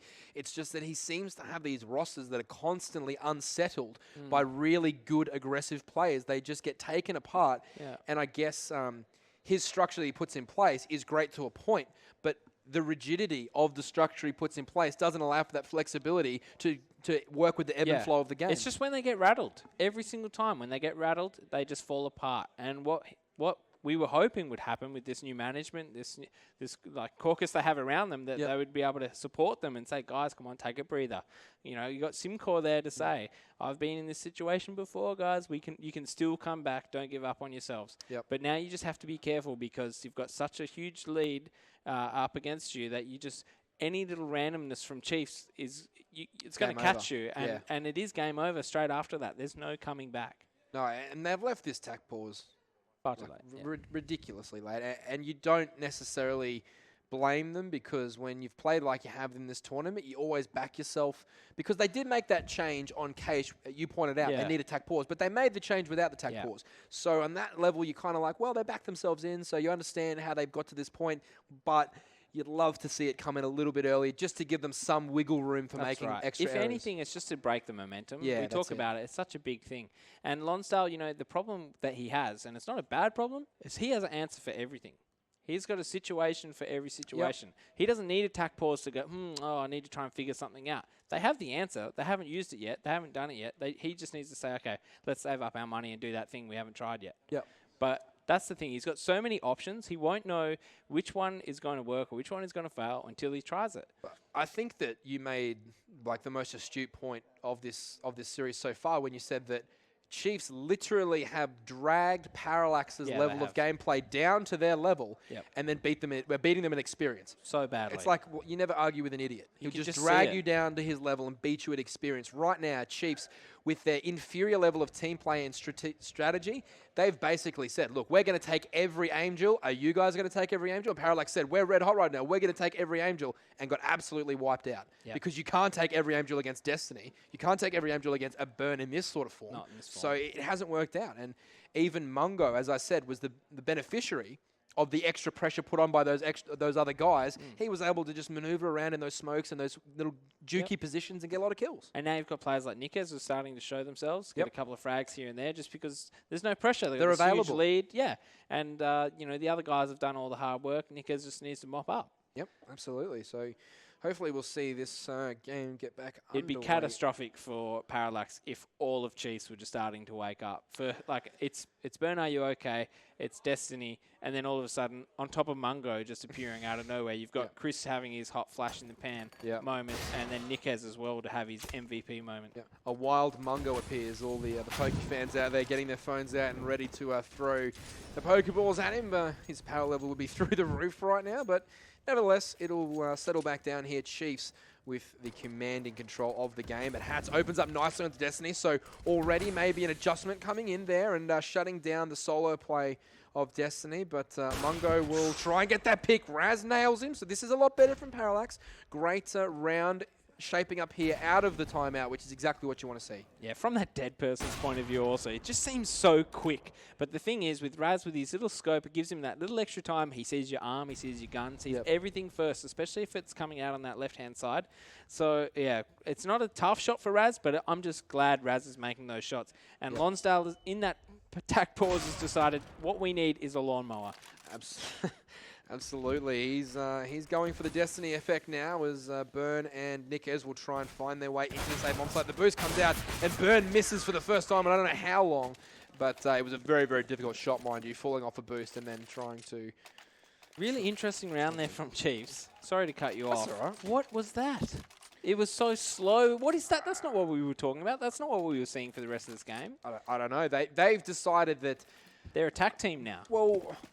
I mean, I guess the logic there is, look, they're going to come out of this timeout with something really quick because slow's not been working for them. Yeah. So we're going to slow the game down and try and make them come to us. But, you know, for me, just stick with what's working. Go ultra aggressive, get in their faces, make that time frame for decision making for the Parallax players just quicker and quicker and quicker every round, so that they end up making bad decisions, getting out of position, losing their shape. Playing the long game, maybe. Yeah, play the long game. Get that one wood out and go for the eagle. So what we're going to see here is just a nice little Tech 9 force buy, trying to get the bomb down onto the A site. So it'll be up to Parallax to draw some distance away from the T's, try not to lose their M4s or AKs. As Jokes gets 1, gets 2, gets 3. He's got all the pressure on him. Everybody's looking at him. Chiefs takes him out. But Chris Wow is left all alone by himself, 3 versus 1. I mean, this is the Iceman we're talking about here. This is Chris Wow, the clutch king right here for the Chiefs. He's in a 3 versus 1 to get them to match point. I don't think he's going to be able to do it. Raz is just on the spot with that scope. He rotates in, and he's warming into this map as well. Raz just holding his teammates' hands there. That wasn't a bop. It wasn't a high five. It was a a deeply spiritual bond there that they created. I won't go there. Some sort of NZ handshake. Yep. Behind the back. And around the side there. But nevertheless, it will be Chiefs once again buying up. Chris Wow got that AWP. Surprising because Burns just been so dynamic with it. Why you wouldn't give it to him at this point is a bit of a mystery. But nevertheless, it will be the double AWP set up from Raz as well. And Burn fishes out that first shot from Raz. And he'll drop back into the site and try and get to CT spawn. There is someone waiting on balcony for him as well. So good setup there by Parallax. They've got their crossfire set up well. It'll be up to Chiefs here to try and get an opening pick and then force a rotation to loosen up their structure. See, what I really like about what Burn has done is he's made map presence in the A-halls, and that's forcing the guys on the CTs just to think, okay, he's still in there, they're going to do something, he's going to come out late. Yep. Whether they do or they don't, now he's making presence at A-ramp, they think, okay, there's one guy there as well. They don't know it's the same guy. He's doing a great job of just playing with their minds. He certainly is, and Chriso has an interesting angle there as well as a mid-boost towards short, but it'll be Burn firing down on one of the Parallax players. I think Hats there, taking a bit of a chunk off, but nothing too serious. It looks as though he is aware that someone is close on the A ramp. It's just Mungo working up the ramp on the middle connector by himself, so using this angle, he can hear the scope going off of his teammate as well. So Chris Wow just getting around there, trying to open this up. This is a big round for Chiefs, a big moment here for Parallax as well. Can they defend the onslaught that's about to come through? Burn picks up 1, Burn picks up 2. Brilliant work there. Now Chiefs are already in position here to get the bomb down straight away. Raz tries to spam the bomb planting spot, but he's going to have to go so massive. He misfires twice. That's crucial there for Raz as Yellow picks up Nickez, and now Parallax getting very fleet of foot, although Destiny's waiting for them right here. He gets 1. Can he get the second? He sprays down. He does. Brilliant play there by Mark, and he'll now settle into CT spawn and try and take out the last member, and he does. What a trip there from Destiny in the window room, and that is, I think, 7 match points here coming up for Chiefs. Or that 8. was just so well played by Chiefs. They did everything right. Like I said, Burn played that 9-gamer A perfectly. The only question I have is why was Raz looking at the A ramp when you've got 2 CT players pushed down there? That's a bit weird. If he had actually just looked into the CT con, he probably could have gotten 2 frags because they just assumed it was clear. Mungo was there for the taking if Raz had it picked properly, but... And Chiefs had full map control, but now it looks like, obviously, Parallax, no choice but to force buy into this round. No choice at all, and the options here for Chiefs are, I guess, they have the whole map to work with. As Hats picks up the first kill there on Chriso. That's insanely sharp there from Hats as he works his way to the bomb site. Chiefs here not doing great work early on, but they've managed to pull it back by taking down Hats. Jokes runs out of ammo, and he goes down as well. So this could be all she wrote here for the Parallax boys. Destiny picks up a double. This is a fast, flurrying finish here to this game between Chiefs and Parallax. Map 2, Destiny will get a 3rd, and I think that he may have done enough. Raz, 3 versus 1, he can't do it. Burn, are you okay? Finishes it off. The map goes the way of Chiefs Esports Club. They get out of their seats very quickly, all smiles. They'll go outside, regroup, and prepare for Dust 2. Parallax still reeling from what's just happened to them in the disparity between the first half in map 1 and where they are now, are light years apart. And that's just definitely throwing a curveball into this tournament. I don't think anyone saw Chiefs coming out playing such spectacular fashion on this map. Obviously, Parallax known for their executes, known for their discipline, known for all the good things that they do, but at the same time, they're definitely known for those choke moments, getting rattled and then getting put away before the game is even finished. So it's up to them now just to head outside, get a breather, and try and stop themselves from falling into this trap of trying to take these aim duels against Chiefs. Yeah, it's going to be misery for most taking aim duels against the Chiefs roster. There's not a team here that matches up with them firepower-wise, and it's a very, very deadly tactic to take, and Chiefs have come away with that one there. So, guys, we're going to head into map 3, which is Dust 2, but we'll take a very, very short break here and get map 3 to you in just a moment.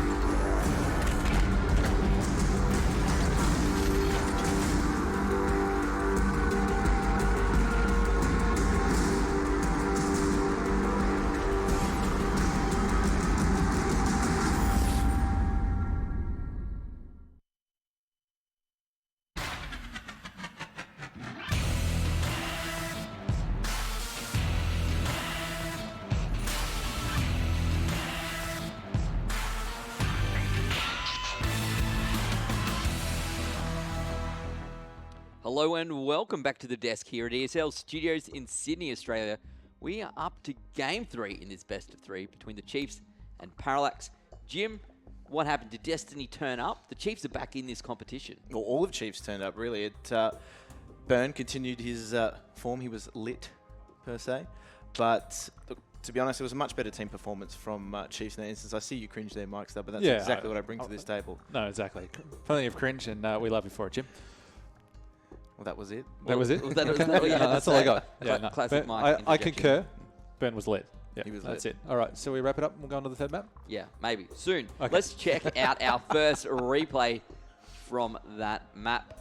It was such an interesting game, and I think the Chiefs probably felt pretty good after this one. We got Destiny here, man, on that Bison. He cut a few lawns here, to be fair. Yeah, yeah. And he earned a lot of pocket money for those particular lawns being cut as well. So Just the sound of that Bison, I don't know. I don't know. Is it a lawnmower for you, or is it, what do you think? The automatic stapler? What's the go for you, Sam? it's more of a nail gun. Nail gun? It is like a nail gun firing. No, but anyway, I'm not going to do sound effects on stream because I know that's going to come back and bite me. Let's check out another replay from the map there on Mirage. We have Mungo. That's one easy kill. Should find a second life. Nice shot, nice shot. Now, Mungo's playing really well for what you'd consider a fringe player. Yeah. For a Overwatch player. Yeah, well, he's doing really well this weekend. And I think him finding some confidence, fragging teams like Parallax is only going to bode well. It's one thing to play against a team like XL5 yesterday, who obviously bowed out in 4th, but now playing against who many perceive to be the competition front runners, just due to form, he's playing well against them. You can only take confidence from that. I think with Mungo is he's always had the skill cap of being able to play up at this level. It's the consistency that he hasn't had, and that's probably why he dropped out of the Chiefs lineup after the big land in April. And but I think this time with a little bit less pressure as well, coming in that sub like you mentioned earlier, that's just allowing him to just free up a little bit. And Overwatch is great for your aim as well. We're going on to Train here now. Train, I must admit, Sydney Rail's pretty good. We're here in Sydney, Australia, and we've seen Train like every time. We've seen it played again and again and again so far this weekend. Now, I've studied the maps of Sydney's railway network, and I haven't seen Comeback on there. No. I think you have to get off at Lidcombe like you do for Sydney Olympic Park. You wouldn't normally go through that station, right? Yep. But how is this one going to play out, Jim? You've got Chiefs here. They're on the comeback. Parallax have dropped their first map so far this weekend. Well, interesting stat. As they are seated on the stage, they are the first team on that left-hand side of stage to actually win a map. Okay. That was my interesting stat. That's your Wasn't anything interesting else. stat. But now that it's gone to that third map, Train. I thought this veto overall favoured Parallax. Train is a map that favours their set strategy, their set executes, their timing. Those are things that we saw on Cache that were working really well for Parallax. Somewhere in transition to Mirage, their map pick, it all got lost. I think they perhaps a little bit too confident, having already won Chiefs pick, then going on to their own. That allowed Chiefs a little bit of wiggle room, and they took full advantage. They did. What do you feel about this, Matt? What's going to happen here? Mike, have you got some prediction for us on how this is playing out? Well, the Chiefs, now that they're here, they're playing some real Counter-Strike for us? Yeah, no, it's certainly it's a lot more interesting, a lot more spice in the second map. I would say that I'm going to back with what Jim said. The map veto of Train itself, the map itself does lend itself towards the more strategic side that we've seen from Parallax. But if Chiefs can keep doing what they were doing on that map, and that was a little more coordinated, but still using their players' natural strengths like Nickez and Destiny, pushing in here, random there. If Burn can just keep playing as his light, honestly, keep playing well. Yeah. If everyone does their best, they're going to win, right? Well, yeah, exactly. And Mungo's was popping up pretty well in the first half as well. So there's a lot going on for Chiefs in that one, and certainly a lot more impressive. But they haven't won a pistol round yet. So if Chiefs win the pistol round as well, so you look at the scoreline of that one was 16-8. There's 4 rounds in there from Parallax, just based off the pistol round, winning the pistol and then winning the subsequent ecos as well. So it's not a particularly flattering scoreline when you look at it that way. Once you take those free rounds that you get in there and the pistol rounds in there, which honestly a lot of the time you can throw it into a 50-50. It's the 1Bs come into it. Get a lucky one, perhaps a fadeaway USP, something like that. Yeah, exactly. I guess the context has to come into it as well. Generally, when you've already got a lead in the first half, that secondary pistol round, teams won't always force. So they didn't win that pistol round. They didn't force the rounds after Chiefs in Mirage. So that was a disciplined play from them because they already had a commanding lead because of a strong first half. Yeah. Okay, so Mike, you went 2-1 Parallax. Yep. Then I gave you a chance to swap, and you swapped, and you went 2-0 Parallax. Yep. I'm going to give you a chance to swap again. Okay. What's going to happen? Yeah, I'll go back. No. I will stick, based on what we said thus far on this segment, going with Parallax 2-1 again, so they'll probably win it. Okay, all right. So you right originally, Jim? Yeah. Can I phone a friend, Eddie? We don't have time, sorry. Okay. I was just thinking because there's the Who Wants to Be a Millionaire. You can hear it. Thinking music We in the background. could poll the audience, but yeah. I'm going to stick with Parallax 2-1. Okay. I think the veto has worked out well for them. If Chiefs win this, it's on their skill alone. Okay, well, let's see how it happens. Guys and girls, time to head back over to the commentary desk. It's time to head into game. PDG and Sniper, take it away, gents. Thank you very much, Sandman. Sniper, we have ourselves a series. Yeah. We have ourselves a serious series here because Parallax have all the strategical advantages, as the analysis desk pointed out, but Chiefs have everything else going in their favor right now. Everything. So it's strategy versus everything else right now. They're getting pretty lucky with all the exchanges, all the Angels, like we said, dragging them down to their experience and dragging them down to their level and beating them with experience. And Parallax have had time to go outside now, regroup, refocus. They're a strategic team. Train lends itself to strategy. Does it though? To timings, yes. Well, there's both sides of the coin where maybe they could find an opening and then a guy might just run down the side alley and get two guys in the back. I see this map so differently to you guys in terms of the strategic element. I don't think that Parallax are that good strategically. No. That it's going to overcome the fact that Destiny and all these other guys can just sit between trains and on the side of smokes. Use your smokes and whatnot. Yeah, exactly. And just swindle and create really awkward angles and lines. I think that itself, as well as the confidence Chiefs have, that lends itself to Chiefs running away with this map in convincing fashion. But the thing is, Parallax are well drilled. They've always been well drilled. It's up to them now to realize what they're up against. They're up against the Chiefs that want information on their CT. Yep. They're going to want to push. And if Parallax are well drilled, they're ready for that. They're trading that and they're taking advantage of it. Yep. This is a big moment for Parallax because, as we've described, usually what happens is they get to this point in a tournament and they choke out and they crumble. Is this the time they finally get over the hump? Because there is that massive hump. Once you get over that hump, maybe they can replicate it time after time and be a force to be reckoned with. But as it stands, they're definitely in the crumple zone, and they're looking a bit shaky right now as Mungo pushes out behind to get spotted, but Yellow's going to try and jump on this opportunity. He should have jumped on that opportunity to take that opening kill, but there's the confidence in itself. They don't know it's Mungo. It's not the same Parallax that we saw, though. Earlier on, they were jumping all over those opportunities. Yesterday against Atletico, they had no fear. They were running in and just trying to take those aim duels. But right now, look how scared they're playing. They don't want to take this duel at all. And Mungo's done so much damage. And Mungo could actually find a kill here. And Yellow's just missing after miss after miss. So terrible start there for Parallax. They had such a good opportunity. Yeah, this is not the hot flashes of brilliance that we saw from Parallax in the previous games. And instead, we're just seeing Chiefs get away with blue murder. Yep, and Chris O'Wow's going to continue in that vein, try and push through the smoke and get the bomb down. He will just try and swindle the defuse actually there. Chris tries to get it done, but the smoke doesn't extend far enough. And it's going to be on the rest of his team to try and fire away at these 4 members of Parallax that remain. But it is a very difficult prospect here for Parallax nonetheless, because there is a kit right next to the bomb. Jokes will pick up a kill there on Mungo, but someone's on the bomb here. Oh my goodness, no! Lonsdale's done it! He's got the crucial kill. Destiny's around, but oh my goodness, that was a heartbreak there for Chiefs. I can't almost believe getting it. the defuse. I Crazy. thought it was done and dusted, and then Lonsdale just with that headshot, the 1B through the smoke. Oh, I don't even know what Is that, look, whenever winning is fleeting. Yeah. Hard work and dedication, strategy and stuff, that transfers across everything. Winning is fleeting.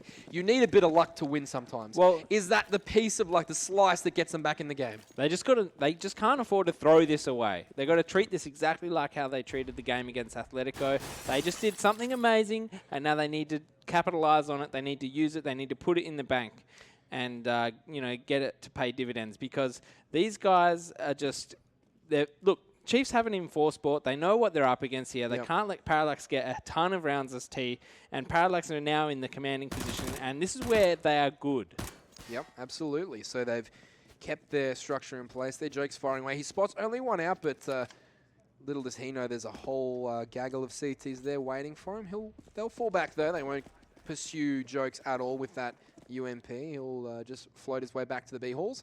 And, Parallax just content here, I guess, with allowing Chiefs to make the first error. Yeah, and Chiefs don't know what they're doing. They're just running around trying to find some frags. Literally. Yeah, literally. So what I don't want to see from Parallax is just like a disjointed attack onto a bomb site with 2 here, 2 there. We know they're good at grouping up. They need to stick to their form. They need to stick to what works for them. And that's exactly what they were doing on Cache, and it looks like they're going to do it here. So I'm sick of seeing people leaving their back door open on this map. And they take the inside site, and next thing you know, there's a player behind them. Things like that, they just need to fix. Yeah, Destiny, they're firing onto Yellow, but Yellow's aware of the threat, and now Hats will get into that bomb site and transfer that spray pretty nicely. He wasn't put under a whole lot of pressure there. No good guns firing against him, and also he was versing unarmed opponents there. So nice transfer of spray, but nothing too crazy. Although Mungo's just nailed a length of the map shot on Raz there with the silenced USP, and he'll continue to sit in that train yard trying to pick up another kill, and he just might here as he gets a lot of damage onto Lonsdale. Can't connect in the last instance, and they know where Destiny is. He's been fired upon already, but Destiny's done a great job of getting from T-spawn somehow back to never CT know spawn. where Destiny is. Destiny is he's a man to he's a law unto himself. He's just having fun here. He's trying to make someone look like an idiot. I'm surprised he didn't buy a taser. Because Destiny, like me, is a huge fan of the... Yeah. But, yeah, we're in the deep part of this tournament now, and it's really important. So, well, how did that go again? Oh, jeez. I think that's as close as I can possibly get to the taser noise. Dare I ask? I mean, look, it's a funny noise. See? Grows on you, doesn't it? Yeah. No. Hopefully he buys one so we can hear the noise, but it's probably not the best I interest don't of think he Chiefs. will. No, I don't think he will. But Not in map 3. They've surprisingly forced bought into this third round. May catch them off guard. They've still got the UMPs, but they've got the 3 AKs now. Yep. So I don't know how they're going to form this around what they've got, because we've just got Lonsdale just throwing grenades haphazardly down the small ladder, and they're pretty spread out. So I guess this is just their default. This is them waiting for information from the Chiefs. But I, for the life of me, don't understand how they're holding on to the UMPs now. Yeah, no, it's gone a bit far. It's gone a bit far. Like you roll the dice on it in map 1. It really looks good because your money's great, and then you lose map 2, and now you're on map 3, and you're holding on to these. Subpar rifles when you know the other team's going to try and buy into it because it's Chiefs and they're going to be aggressive. So a huge risk being taken here by Parallax with those 2 SMGs in play. Yeah, but if they group up and they use their numbers, those SMGs might come in handy as the guys, the fodder. You throw them down the ramp first, or even still, once you get those entry frags, you push them deep, push them into CT spawn, where their close range is making them more effective. It might actually be the master stroke.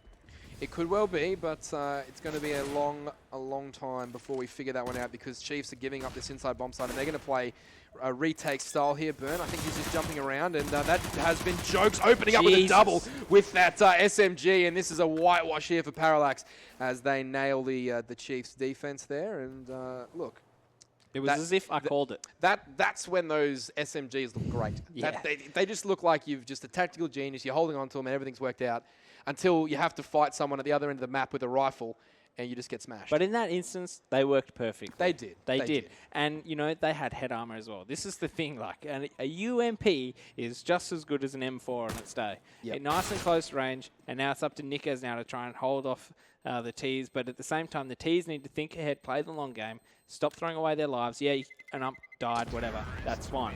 Interestingly enough, Yellow has recovered a silenced M4. Great. This is great news for the Ts. The quicker he lets them know and the longer he keeps it, they're forced to buy head armor for the rest of this half.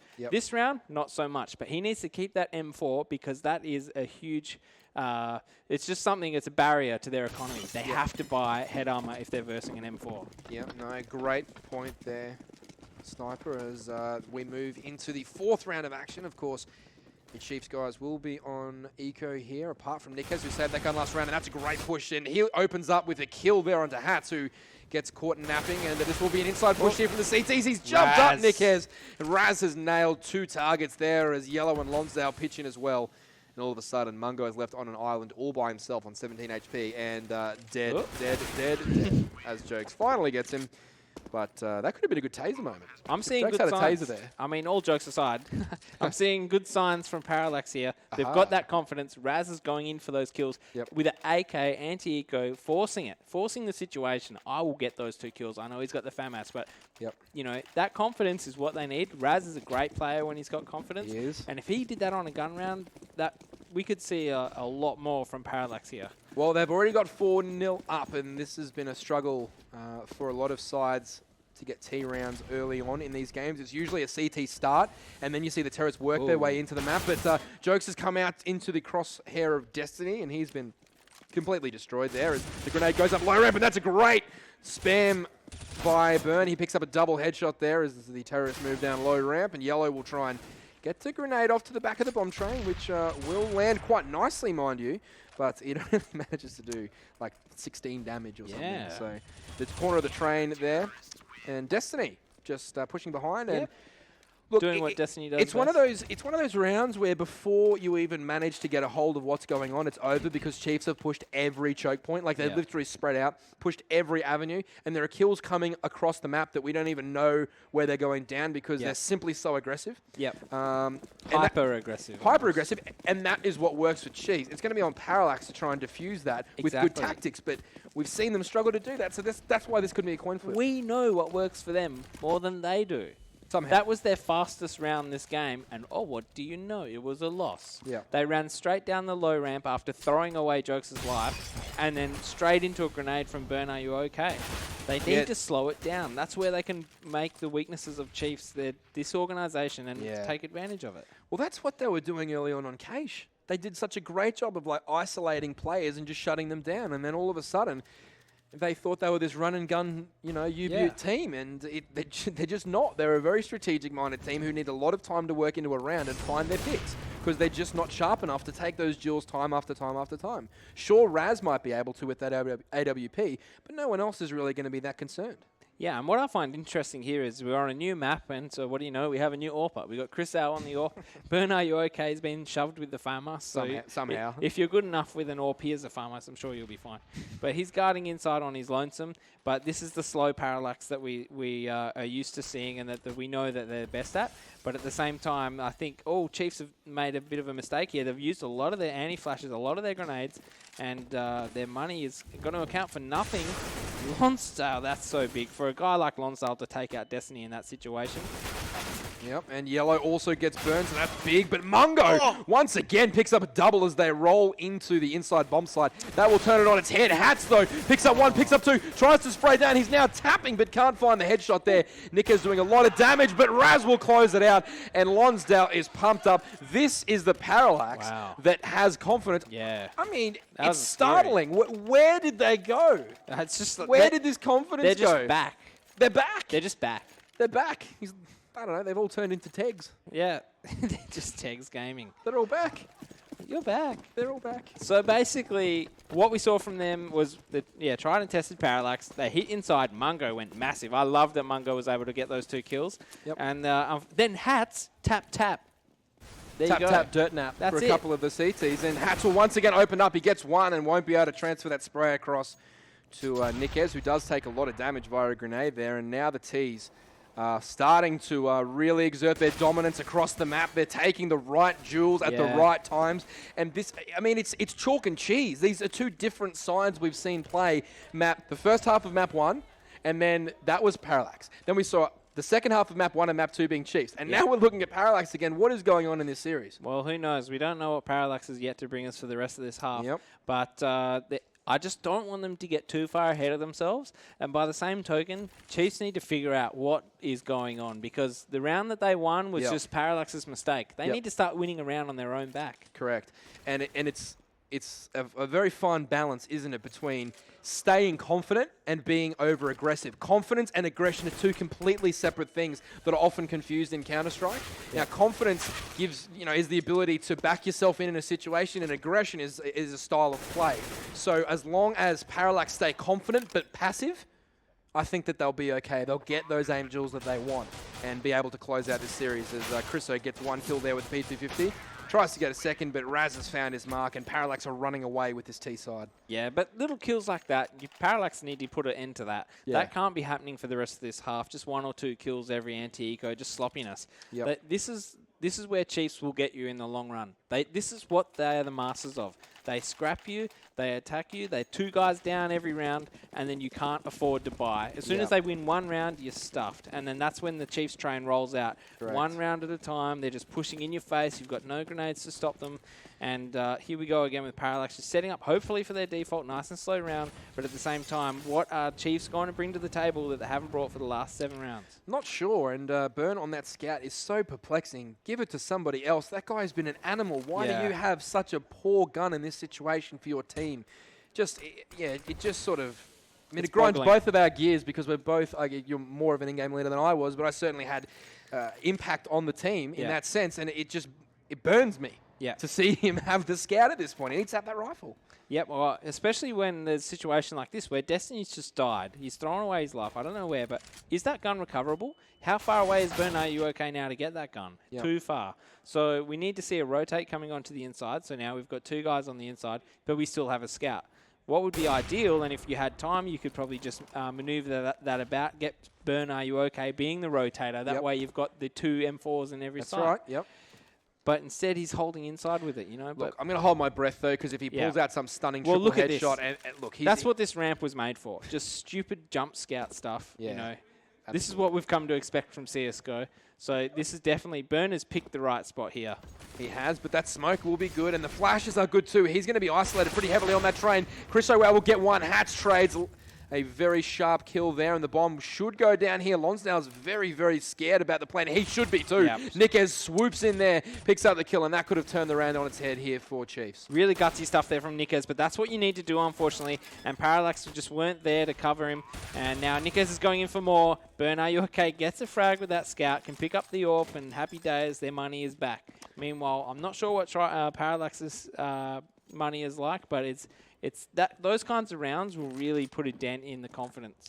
Yeah, and for me, Parallax don't do a good enough job of actually recognizing what weapons are where. Yeah. Like, I've seen them so many times, battle Famises in one choke point, discover there's a couple of M4s on one choke point, and then gravitate towards the M4s. Yeah. Like, you need to be punishing teams for using inferior weaponry. When you have AKs, you have such an advantage over those Famises. You need to be pulling the defense apart and getting in. There's definitely a glaring weakness in the way that the Parallax guys do their Na'Vi setup, and that's where they're doing this slow default. They're stopping every bit of information from the CTs, but then they don't use it. Yep. And they group up somewhere and they just go, but it's not founded off any sort of intelligence. It's maybe just all intuition.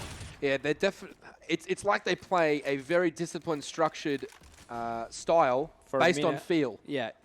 Yeah, like for a minute, they're structured, and then when it's go time, it's like, let's just go here because we feel like it. Yeah, because we think it's the best thing to do, not because we've got any hard evidence to That's suggest right. that that's the correct course to take, which is... And they're not even, the thing is, and this is what I was trying to say about Lonsdale on Mirage, where he's just off by himself. He's not doing anything to cause a reaction. He's just sitting there and he's being the benefactor of whatever happens in the site. What if the bomb doesn't get planted? He's useless. If he's the guy here at Vines with the bomb, or without the bomb rather, he's causing an effect. He's causing a guy to come out of the inside site, rotate into the connector. Yep. If he's on the inside, that's what he would do. He'd drag someone close to inside. And that's where he'd be more powerful than just being in the middle of nowhere doing nothing. Yeah, no, I completely agree, and obviously he's going to set up for some sort of smoke there, but also him having used at least one or both of his flashes at this point in the round will be devastating, because he won't actually be able to get himself out of T-connector anyway. Nickez will get in front of the smoke. This is a beautiful play here from Nickez. He's just sitting and waiting. He gets the first one. Beautiful kill there onto Yellow, and Destiny gets Lonsdale to a go down. Now Raz and Hats will have to fight their way through 4 members of the CT defense. It will be Hats getting one. Yellow gets a Molotov kill, but gets traded out straight away, and that'll be Mungo on the flank. 9 seconds to go. Chiefs doing a great job of staying vigilant with their approach and not giving too much away too early. That's going to be key for them. How little kills can you give away in the first minute? Yeah, right? That's what it's going to come down to. And then what I also like is that players like Mungo had the intuition to push inside, and they're coming behind very quickly. So, oh, wow, I can't believe it. We're seeing a tactical timeout from the terrorists. I hope it's tactical. I mean, He's force-bought the AK. I hope it's tactical, but I mean... This is the old press F1 to vote trick, probably. But, yeah, it could be tactical. I just think Parallax, there's no need for them to panic now. Yeah, Parallax tactical pause is what we're being told in area. So, basically, they're jumping the gun. They left the last one too late. Now this one's a little bit too early. They're just panicking a little bit. Their slow style was working, except that they were going off intuition and feel when they did hit a site. What they need to do is just recognize now, where are they losing their battles? Where are they winning them? And I think for Chiefs also, they've done the work here. They've adapted first. It's a mind-blowing situation, because usually... And when I say usually, I mean like 99% of the time, the team with the better strategy is quicker to make the adaptations to what the other team's doing. Yeah. Because you're making small changes to an existing structure to accommodate what the other team's doing. In this sense, Chiefs have blown Parallax out of the water with their ability to switch it up on the fly and make those changes, which I can't fathom how this is happening, because Parallax is so organized, as you said, for a minute, and then it just turns into a chaos. They basically just flip a coin at the minute mark. That's what that was. That last round was exactly that. Yep, they just I agree. flipped a coin. They did their setup, and then they just flipped a coin and went, oh, let's send 2 guys Vines, 2 guys here. And I really think that the point you made about Lonsdale is even more poignant now, because it's apparent that because he's not fishing properly for those extra information, extra kills, he can't actually make a read. Yeah. Well, we like, had how can Hats you make that a read? round. Hats Correct. was the guy on the inside throwing his flashbangs. But the way he was throwing it was like, oh, yeah, well, I need to stay alive because they need me on the ladder later on in the round. Yep. Whereas if that was Lonsdale, he can just sit there and get all the information he likes. He can throw the flashes, throw the smoke, run down the ramp, shoot a little bit through the smoke, come back up. He can just stay there. He's not that important on the entries anymore, is he? No. So we're better off having a Hats come in one way, a Raz come in one way. Yep. And that's where those players will get used to their strengths. I think Lonsdale's wasted walking in Divines with the bomb. I think I agree with you there, and the long and the short of it is Chiefs have done a better job putting people in position to succeed in different spots. They've thrown around the AWP, but it's back on Burn now, which I'm very, very excited about. He gets the first one. This could be a bit of a movie clip unraveling here for Burn. He needs more. He doesn't get one. Does he get one? Yes, he gets two, and the Molotov does so much damage. So brilliant opening exchange there for Burn, and it will be a very, very difficult closeout here. Hats goes down to the Mungo Molly. You've got to be happy with that if you're the Chiefs. You've just survived the attack pause of Doom, and at the same time, Parallax have just gone, let's go inside as fast as possible. And look, we're not being overly critical here. How do you sit down for 2 minutes? Yep. And then at the end of it, you're like, all right, so we've sat here for 2 minutes, and we're going to rush B. Yeah, like, what have you thought about for 2 minutes? You could have come up with that without attack pause, surely. Yeah, I hope that they were planning further ahead and they were just making use of that AK that they may have bought accidentally. I don't know. We can only speculate. We can speculate, that's right. So, but by that token, Burn Are You OK isn't speculating. He is just dominating. Yeah. No doubt in my mind that he's been the player of the series for Chiefs so far. Mungo had a great second map, but it's been all the Burn show. And look, This is uncanny. I have never seen, in 10 years of playing Counter-Strike competitively, I have never seen a team with momentum swings this big. This is the most severe case of lack of confidence in disbelief in a system. I have no idea what it is. They look like an international standard Counter-Strike team for 6 rounds, and now they look like I have no idea how to win a round. It's something I've never experienced before, and it's something that didn't happen to them yesterday. They looked good for 2 maps yesterday, but look, the Chiefs are doing what's necessary to throw them out of their rhythm. Yeah, and the Chiefs are just adapting so perfectly right now. As we just see a fast attack again from Parallax, something they're not known for, but it's good that they're able to throw this into their game and mix it up. But at the same time, are they the best at this? No, because it's not something that they do a lot. No, and Burn now in a 2 versus 1. He will have a good idea of where both his kills are, and he's going to have to go absolutely ballistic here to win this one. He gets the first one. Oh, will the T-Spawn player pick? He does. Yellow just manages to get the kill off, and yeah, it's a very, very tenuous situation there for Parallax.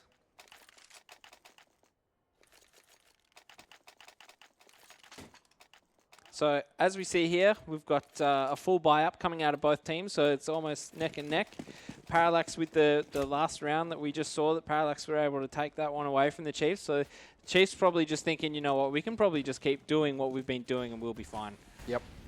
And they certainly will, but they've managed to acquire 2 AWPs this time. And so they'll Burn wants to push that so bad. He does so bad, and I think he should. I think he should really run with that aggression. I mean, there's nothing to lose at this point. Their CT side is already pretty cooked as it is, 7 rounds down. I mean, you don't want to make things worse by pushing and dying, but that's right. At this point, he's been the only source of inspiration for them with that AWP. So he needs to make a play, whether it's late in the round or at the start. I'm not sure what the correct option is for him. He's just done it, mate. But he's just done it, so great work there from Burn. He opens it up for his team, and now he gets away 100 HP, hasn't lost a beat, and that's a great play from Burn. Yeah, and now he can just leave Mungo in there while Destiny's just getting a frag somewhere else. Obviously in that small ladder area.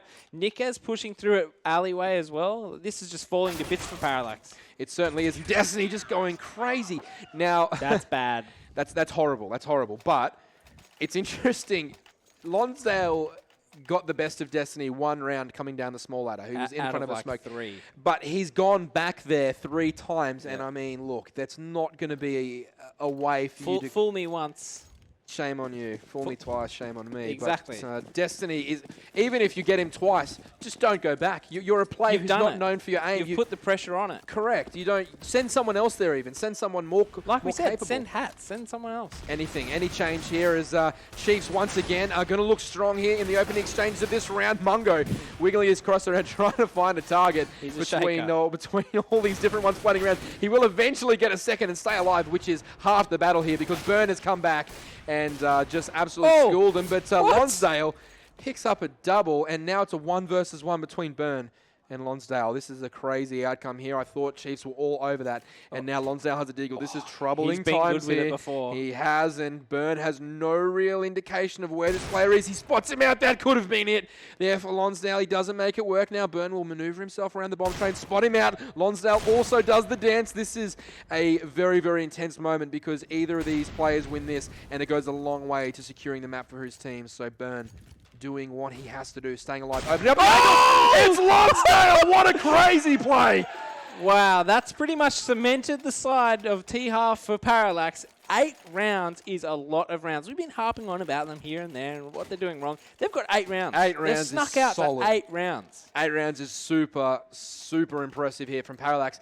And let's rewind just a moment. He got 2 Glock headshots before that deagle, so we talked down Lonsdale's ability to take on Angels, and yet he's just thrown a spanner in the works there and come out with the tray to get that round. But Byrne won't be out of pressure just yet as Destiny gets a nade kill, and Byrne does a lot of damage. So this one's starting well for Chiefs now.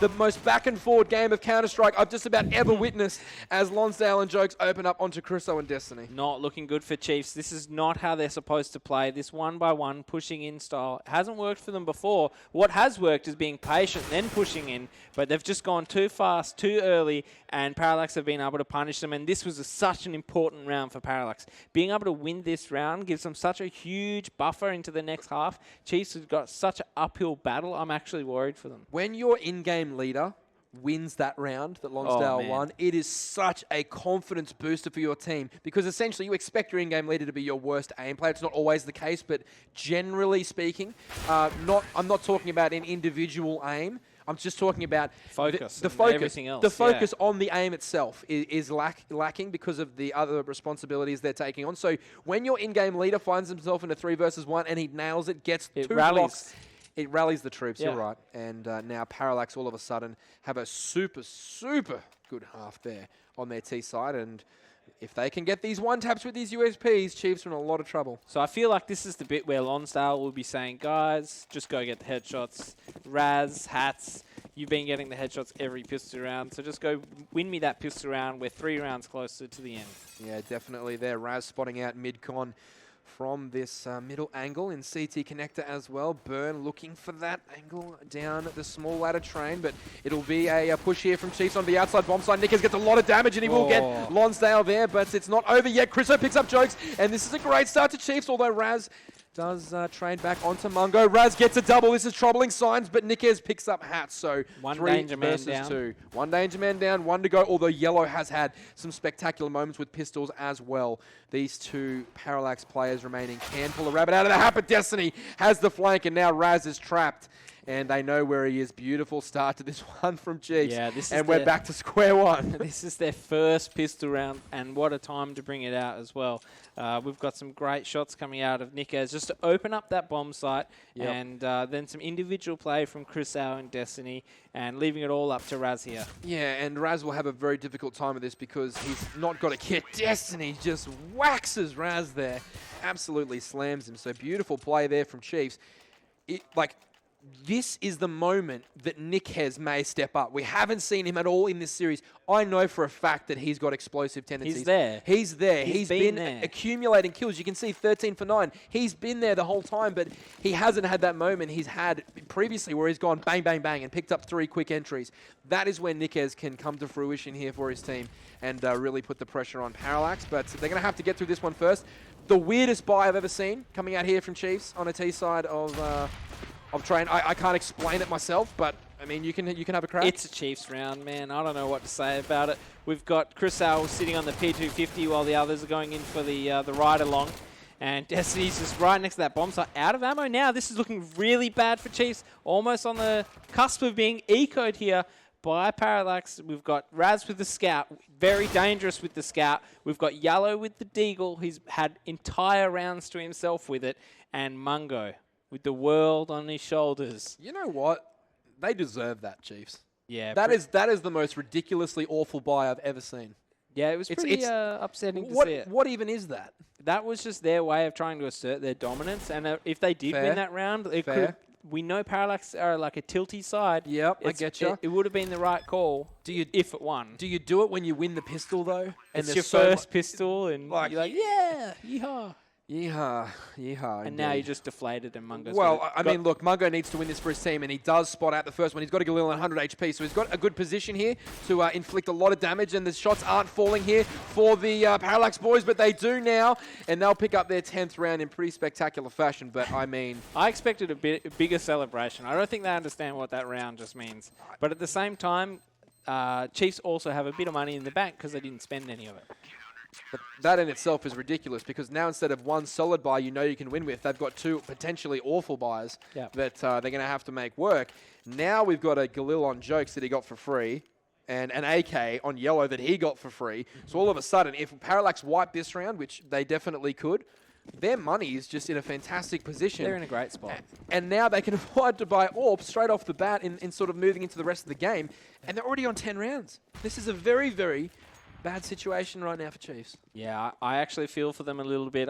They would be feeling pretty deflated after that round. They wouldn't be blaming Mungo. It's not his fault he's in the 1v3 situation. Oh, but heavens no. Geez, Heavens you'd be no. feeling terrible after that. Just did someone say don't buy stuff? You know, I mean, that comes down to not having an in-game leader. It Yeah. comes down to missing that integral structure that you need to be consistent across the board. And they just don't have it as that Molotov is going to stop the That's a progression good coming out. Molotov. Burn does get one, but that's all it'll be. That Molotov completely shutting down the push to the bomb train.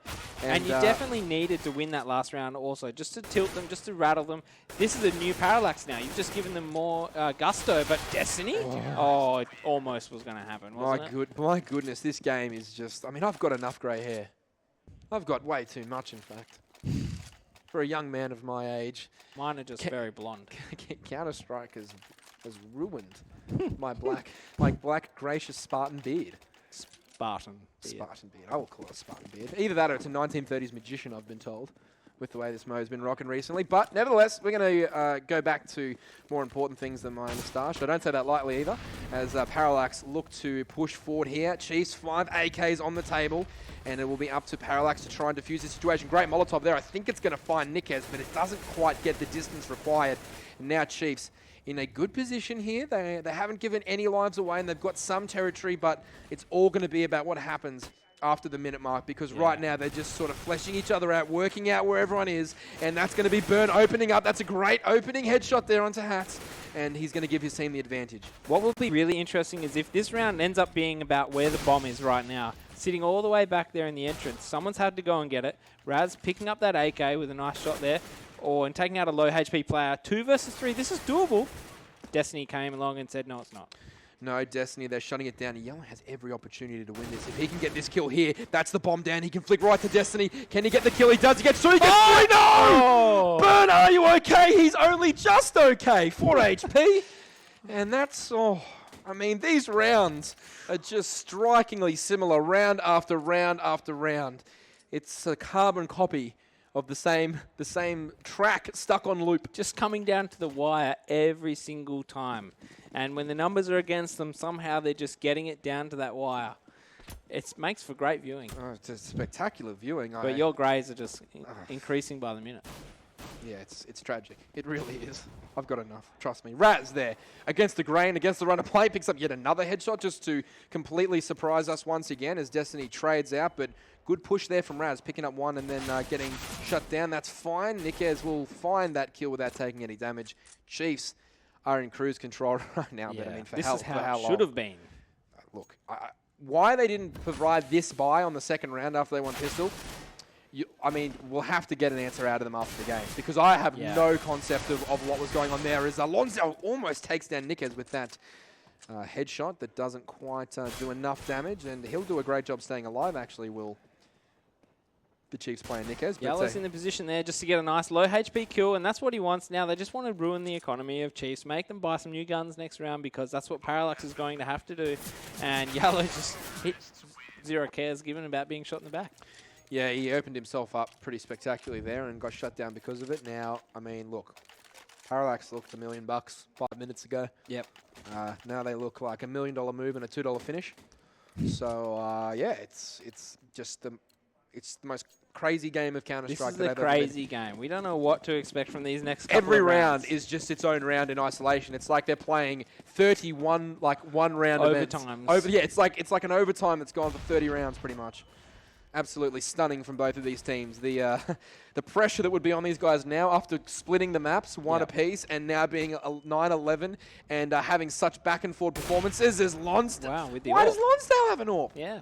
Just because he can, all Because, right? I mean, he's got one. Well, that's good. What he has is also very kill? little grenades there on the CT side. He has the kill, he has the frag, they have the number advantage. Mungo coming in as a pincer at the back of Vines, that's a really big, important kill to get. Yep. He could have stayed, he could have left, they could have all gone inside, but he would have been in the back of the Parallax guys' minds.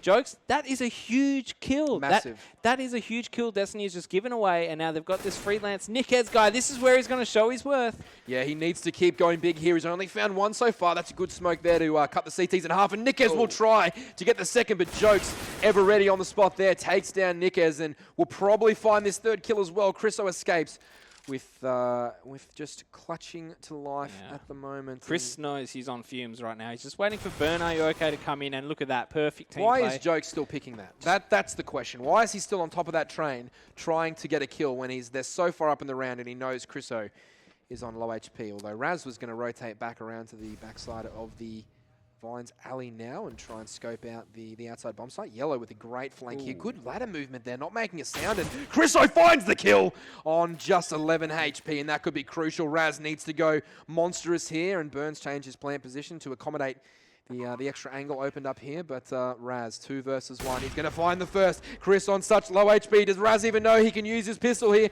I don't know if he does. Chris holding on to life with just so much uncertainty right now. Raz is firing. He's got no idea where Chriso is. He just needs to flick his mouse around and look back towards the middle of the bomb site, but he can't. He doesn't know where to look. Chris doesn't know where to look either. This is intense. Oh, it's a headshot. These rounds are insane. What a shot there by Raz, shutting it down. And he will jump on the 10-second defuse. He will get it done. Wow. Parallax go to 12 rounds. Chiefs remain on 9. And Wow, he pulled out the pistol. He didn't Jiminy swap to Jillikers. the AK. It just, everything was there for Raz. He made it, and he did it the hard way. did it the hard way. Jiminy Jillikers radioactive, Jiminy man. Jillikers, where do you get this stuff, Pete? Simpsons. Before my time. I was a bored child. Played a lot of games, watched a lot of Simpsons. I'm sure a lot of people out there can relate. If they can't, oh well, just embarrass myself. What's new? Parallax, 12-9, as they look to close this one out finally. And that's going to be Chriso out AWPing Raz in there through the corner. Throws of the wall. out a bit of banter. Oh my goodness, what a shot there from Chris. The AWP does get picked up and the weapon trading is good from Parallax, so they have re-equipped across the board. Still 2 Famouses though, still on the brink of having their bank broken once again. If Chiefs win this, they'll probably get Parallax on double eco, which probably means we'll see 12 all, but there's so many probablys in between now and then that... But this is what I love about Chiefs. They're just never out. They're never done and dusted. They just always think they can. And, sometimes the little engine that could pulls through. Absolutely. Chiefs on that grind. On that grind, just getting it done and trying so hard to find every possible kill. Parallax not forthcoming though. They're playing very defensively right now and holding their cards close to their chest after missing that, Chris after nailing that opening exchange. They've got the number advantage as well, the T's. So not much for Parallax to stave off this push. So it's going to come down to individual aim, and we've seen this inside sight be held so well lately by players like Mungo. Let's see if Yellow can do it, and blind as a bat. He gets 2! Mungo doesn't get the job done, and Yellow's firing down onto Destiny, does a half damage there, but Chriso is able to contribute as well, so now it's a 2 versus 2. Jokes is there, Wow. He gets headshot by Destiny. What a round unfolding here for that player we talk about so often, and he will try and get this bomb down ASAP. He will get it down, and it's a great position here for the Chiefs players to close this one out and put Parallax on double eco. But Lonsdale, the clutch king from the previous round, he gets 3 kills with pistols. Now he's got a Famous, does have a kit, only got 17 bullets. Wow, He gets wake the up. first. No, he doesn't. He had that line all day. Oh, he must have been looking at something else. I don't know. Yeah, no, he was looking to the left of the train while his crosshair was there, just waiting for the Destiny 1B. That's the kind of pressure, though, Yeah. that like a player like Destiny does put on you. And as That's true. I mean, you have to be aware of where he is at all times. He never stays still. He's always opening up angles and trying to find a kill. So I guess, I don't know, Lonsdale just having to concentrate on too many things. He goes down and... We've spoken about it all day. The Yep, IGL yep. effect, you're concentrating on too many things. Nickez can just come down plain as day in your crosshair, and sometimes you're just not aware. Look at this Chiefs spy here. Hats nails Chris out the scout, so brilliant start Deja vu. for the Parallax boys, and they're going to really try and close this one out. But look, it's a crazy situation here for Chiefs where they've not fully bought weaponry once again, and now they've been found wanting. This is bad news because Raz is going to find 1 minute. That's the bomb as well. And an AK. I thought he was going to get a second, and he doesn't. But look, Parallax in a great position to come away with this one. Nickez finding the crucial kill onto Jokes, and I think this one's finally settled down. I say that, but got a long way to go in the round so far, and if Hats can open up an angle here onto top ramp, things could change very dramatically. Mungo finds the kill. That should be enough here for the Chiefs to go to the 11th round. Yeah, and it'll be really interesting to see as well. Oh, gee, before we think this is a foregone conclusion. Oh my God, Lonsdale's got one, got two. He's going for the sneaky beaky. Yeah, Destiny knows though, and he's peeked out. So he's gone for that wide angle. He's used the height advantage, and he's just taken down Lonsdale there. Look, he didn't have much to work with, but he made a pretty good job of it, and took those AKs out of their hands. I mean, it's such a low percentage play going for the full defuse with a no kit. With the bomb just freshly planted, I would have loved to see him fake it just one time and try and flush out the kill, because there was so much time left on that clock. He really didn't need to be drawn into that situation. And that being said, now Parallax are on the back foot. Chiefs looking like a dominant force. And yeah, look, once again, the most back and forth game of Counter-Strike I've just about ever witnessed. And once again, the Chiefs will actually go, this is going to plan. So let's not. So far, so good. Let's not overlook how important that is for Chiefs. Just a round that goes as it should is just a round that we haven't seen very much of. So Chiefs, I take my hat off to you if I was wearing one, and they draw themselves up 12-12. Yeah. So I mean, I didn't think we'd be at this point when I saw Parallax with 8 rounds as T, let alone 9. So, yeah, very interesting to see that Chiefs have worked their way back into this match, and they're looking pretty poised to go ahead and get some more, just with their run-and-gun style. Parallax haven't been able to do much to stop it, and now we don't even see an AWP on their side. No, they're very financially unsecure right now. They're not in a good position financially to secure their future. They could not make property investments. Well, definitely not. They could definitely not. They just don't have that deposit, mate. They don't have that funds available in the account to make that initial deposit. They just don't. And Parallax are going to struggle here because not only are they out of money right now, there's only one kit on Raz, and as we know, Train is such a retake-heavy map on CT that you need to have those kits across the board, because the bomb plan is easy, but Jokes opens up onto Destiny once again. Such a crucial kill there, but it'll be traded by Mungo onto Lonsdale, and that's going to bode well there for this team. Chriso picks up the kill onto Jokes, and this is unfolding exactly like every other round. Who knows how this will end up? 3 versus 3. And the T's going back to fetch the bomb, but they're scattered around the map, as are the CTs. Who knows? Really interesting approach from Chiefs as well, just to see them take that slow approach again and pick their way into the site. For Destiny to keep going down to Jokes, that is actually a big deal, and Parallax need to be able to use that and leverage it into winning a round, using that number advantage. Instead, Chris Howe getting that instant trade return and then getting another pick as well at Vines. That's no good for Parallax. They've got to try and stop that bleeding. They do, and Mungo's got himself at Vines here, but I don't know that he's going to be aware of where the CTs are holding. He's got a pretty good angle to work with here. In fact, he will find one. No, Hats gets it from the side cutout. Yes. Hats nails him from the side cutout. That was not the That was not yellow. Yeah. That was not yellow, and Parallax fight right back into this one. They pick up that round against Chiefs, and they've gone ahead on the scoreboard. And look at Chiefs' money. It's all over the shop. They'll be able to buy. Destiny should be able to drop one. Nickez should be able to drop one as well, and away we'll go here. What do you reckon? Would it be too early for a pause out of Chiefs? Maybe just not at all. Yeah, I think not at all. I think that was the perfect opportunity, because this is essentially their last throw of the dice. Yeah. This is essentially if they lose this, they're down and out. Well, as much as we can predict that they would be down and out in this particular matchup, but as the odds would go.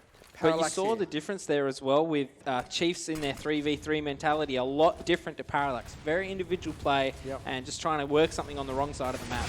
And Mungo will fly out T-Connect to get that opening kill onto Hats, which is very, very valuable. Burn spots one out. No, he doesn't, but he clips a headshot. No, that's Chriso clipping that headshot, mind you. Burn did a lot of damage now. Lonsdale's going to play such a crucial role in the rest of this round, because if he goes down here, they're in all sorts of trouble. Great movement on the ladder there. He's not been spotted by Destiny. Now Destiny will get the plant, though, so that's great work from him. But Raz is getting aggressive on the bomb train. Picks up one. Lonsdale gets one. Nick has it left in a 2 versus 1, and Yellow goes up there. Wow. Parallax coming through the back end of this game with some strength, showing some good force there. That round is an absolute game turner. Parallax are believing in themselves, getting all those trade frags one after the other. Lonsdale putting in such a great game so far for him. But yeah, Chiefs, Destiny planting the bomb. Since when has this been a thing? Usually he's the guy doing the overwatching. Well, yeah, that's IGL. That's a fundamental mistake, and that's something that obviously Destiny is also calling right now. So he's not only putting up the goods on the scoreboard, he's actually in-game leading as well for this team. And that's something you may overlook as an in-game leader. You know, who has the bomb? You know, should I have the bomb or shouldn't I? Oh, wait, I've got the bomb now. Okay, it's my duty to plant the bomb. And all of a sudden, he's out of position and he goes down. And yeah, they closed in the gap really well. But like I said, Lonsdale was working those smoke grenades perfectly. And now, for match point, we see the fight between a bunch of pistols and a couple of dudes with armor versus a fully kitted Molotov, grenade, flashbang defense.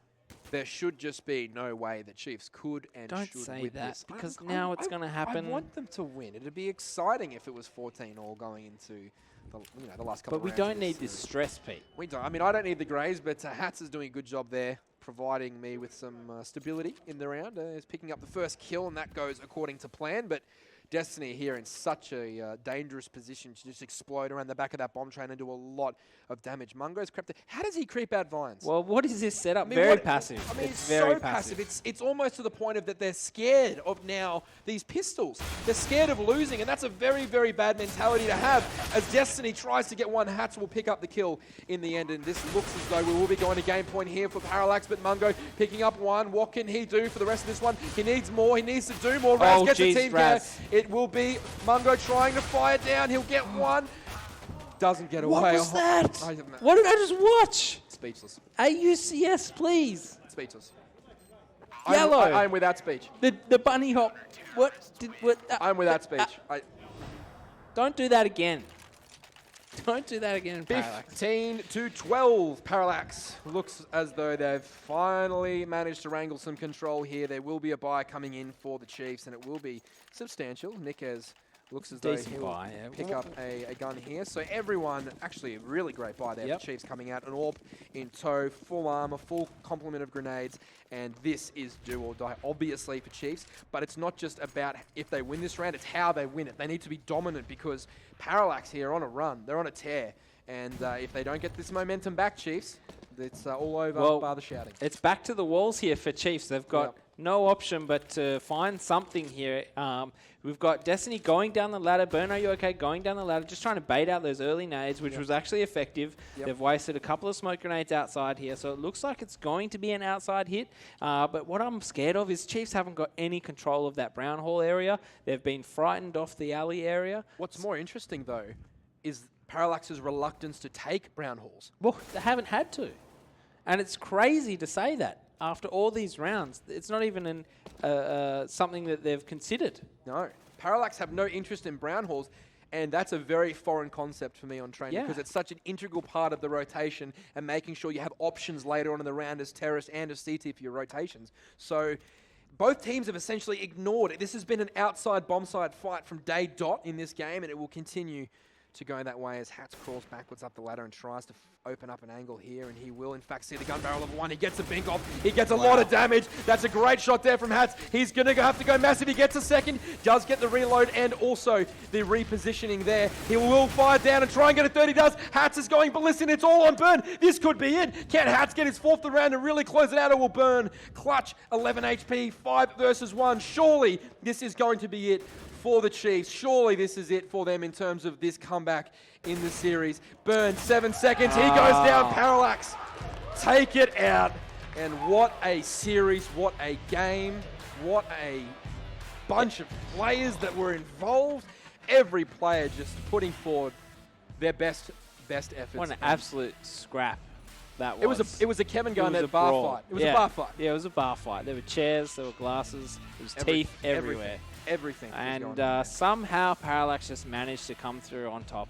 And you know what? I think Chiefs should be pretty happy with themselves. It was pretty good effort considering everything that's gone against them in the lead up to this tournament. Yep. So definitely they should be giving themselves a pat on the back. Not too disappointing. I know it sucks to come out of a tournament early, but they're actually only just knocked down to the lower bracket. Yes, they're not even out. They're not even out yet. Oh, hold your head up high, boys. The problem for Chiefs is, have they used too much gas trying to get over the top? But it's Chiefs. For me, what's really interesting next is going to be the Atletico versus Chiefs game. That'll be an absolute belter coming up. And looking at the form that some of those Chiefs players are in, I'm scared. I'm scared for the Atletico boys. Well, Atletico showed up in good spirits this morning, and they were quite sharp too. So who actually knows what's going to happen? But I believe that for any further comments on this game, I'll throw back to Sandman and the analysis desk for some extra comments on the game. Thanks, PDG. Yeah, boys. Wow. That was pretty interesting, to be fair.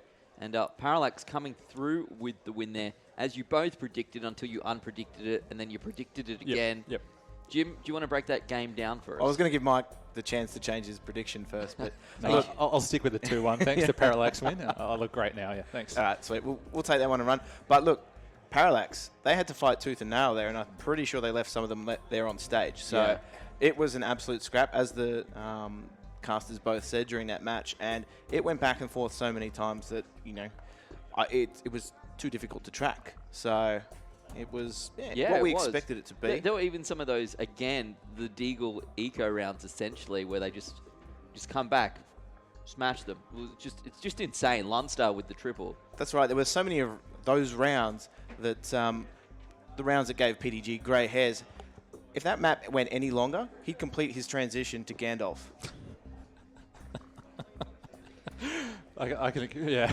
Wow. Okay. Well, he's going to have to grow it out a little bit. Yep. The beard's going to have to get some more length. We'll but get there. Well, it went for a while, and there was definitely a possibility of that going to overtime. At one point, it looked like it might get there, but Parallax coming through in the end. Mike, how are you feeling for this Chiefs team? Do you think that they're here now that they drop down and play Atletico? Do they have an advantage? Against Atletico, coming through that, there's sort of two ways to look at this. Okay. One, it's the mental endurance aspect as well. So these guys have gone through, like we said, an absolute brawl. It's just tooth and nail. And the emotions that you go in a game like that, it's like, yeah, we've got this, let's go. And then all of a sudden it's taken away from you again, and you're shattered and coming back. So it's going to take a lot for these guys to go outside, regroup, and come back focused to take on Atletico, who have been sitting back on, in the crowd here, watching what Chiefs do as well. So there's a slight advantage to them. Chiefs probably look like the better team out of the two at this stage. Okay. And I reckon that going forward, it's probably going to be, I'm leaning towards Chiefs at this stage. But yeah, they've come through quite a fight against Parallax there. Yeah, they certainly have. Jim, do you think that this is going to wear the Chiefs out? Obviously, as Petey said, they've used up 3/4 of their tank potentially already. Do you think they can come back? They'll sit down, push this aside, and take on a team like Atletico? I think perhaps some people underestimate the amount of experience that these guys actually do possess. They have a lot of firepower. I don't think they've expended everything left in the tank. Atletico are going to need to put up more resistance than, obviously, their opposition here in Parallax. And when we saw them head-to-head, they weren't able to do that. So I don't think Atletico will get over the Chiefs if they keep playing the way that they did. Players like Niquez and Byrne really stood up. Niquez was freed up a little bit more to just set about and frag. Destiny was his usual self, and I mean, everyone else was putting in their part. So Chiefs looked like they'd warmed into it. They just didn't have the depth to beat Parallax. Yeah, that's true. It's true. But they potentially have another opportunity. The things we've learnt from this best of three is that Parallax are through to our grand final a little bit later on this afternoon. That the Chiefs are taking on Atletico in the lower bracket final that we love playing on train here in Australia. And that I think the Chiefs are just starting to get some momentum going. So we're going to take a break. We'll come back, and when we do, we'll break down the analysis of what we think is going to happen in this lower bracket final. Ladies and gentlemen, we'll be back right after this.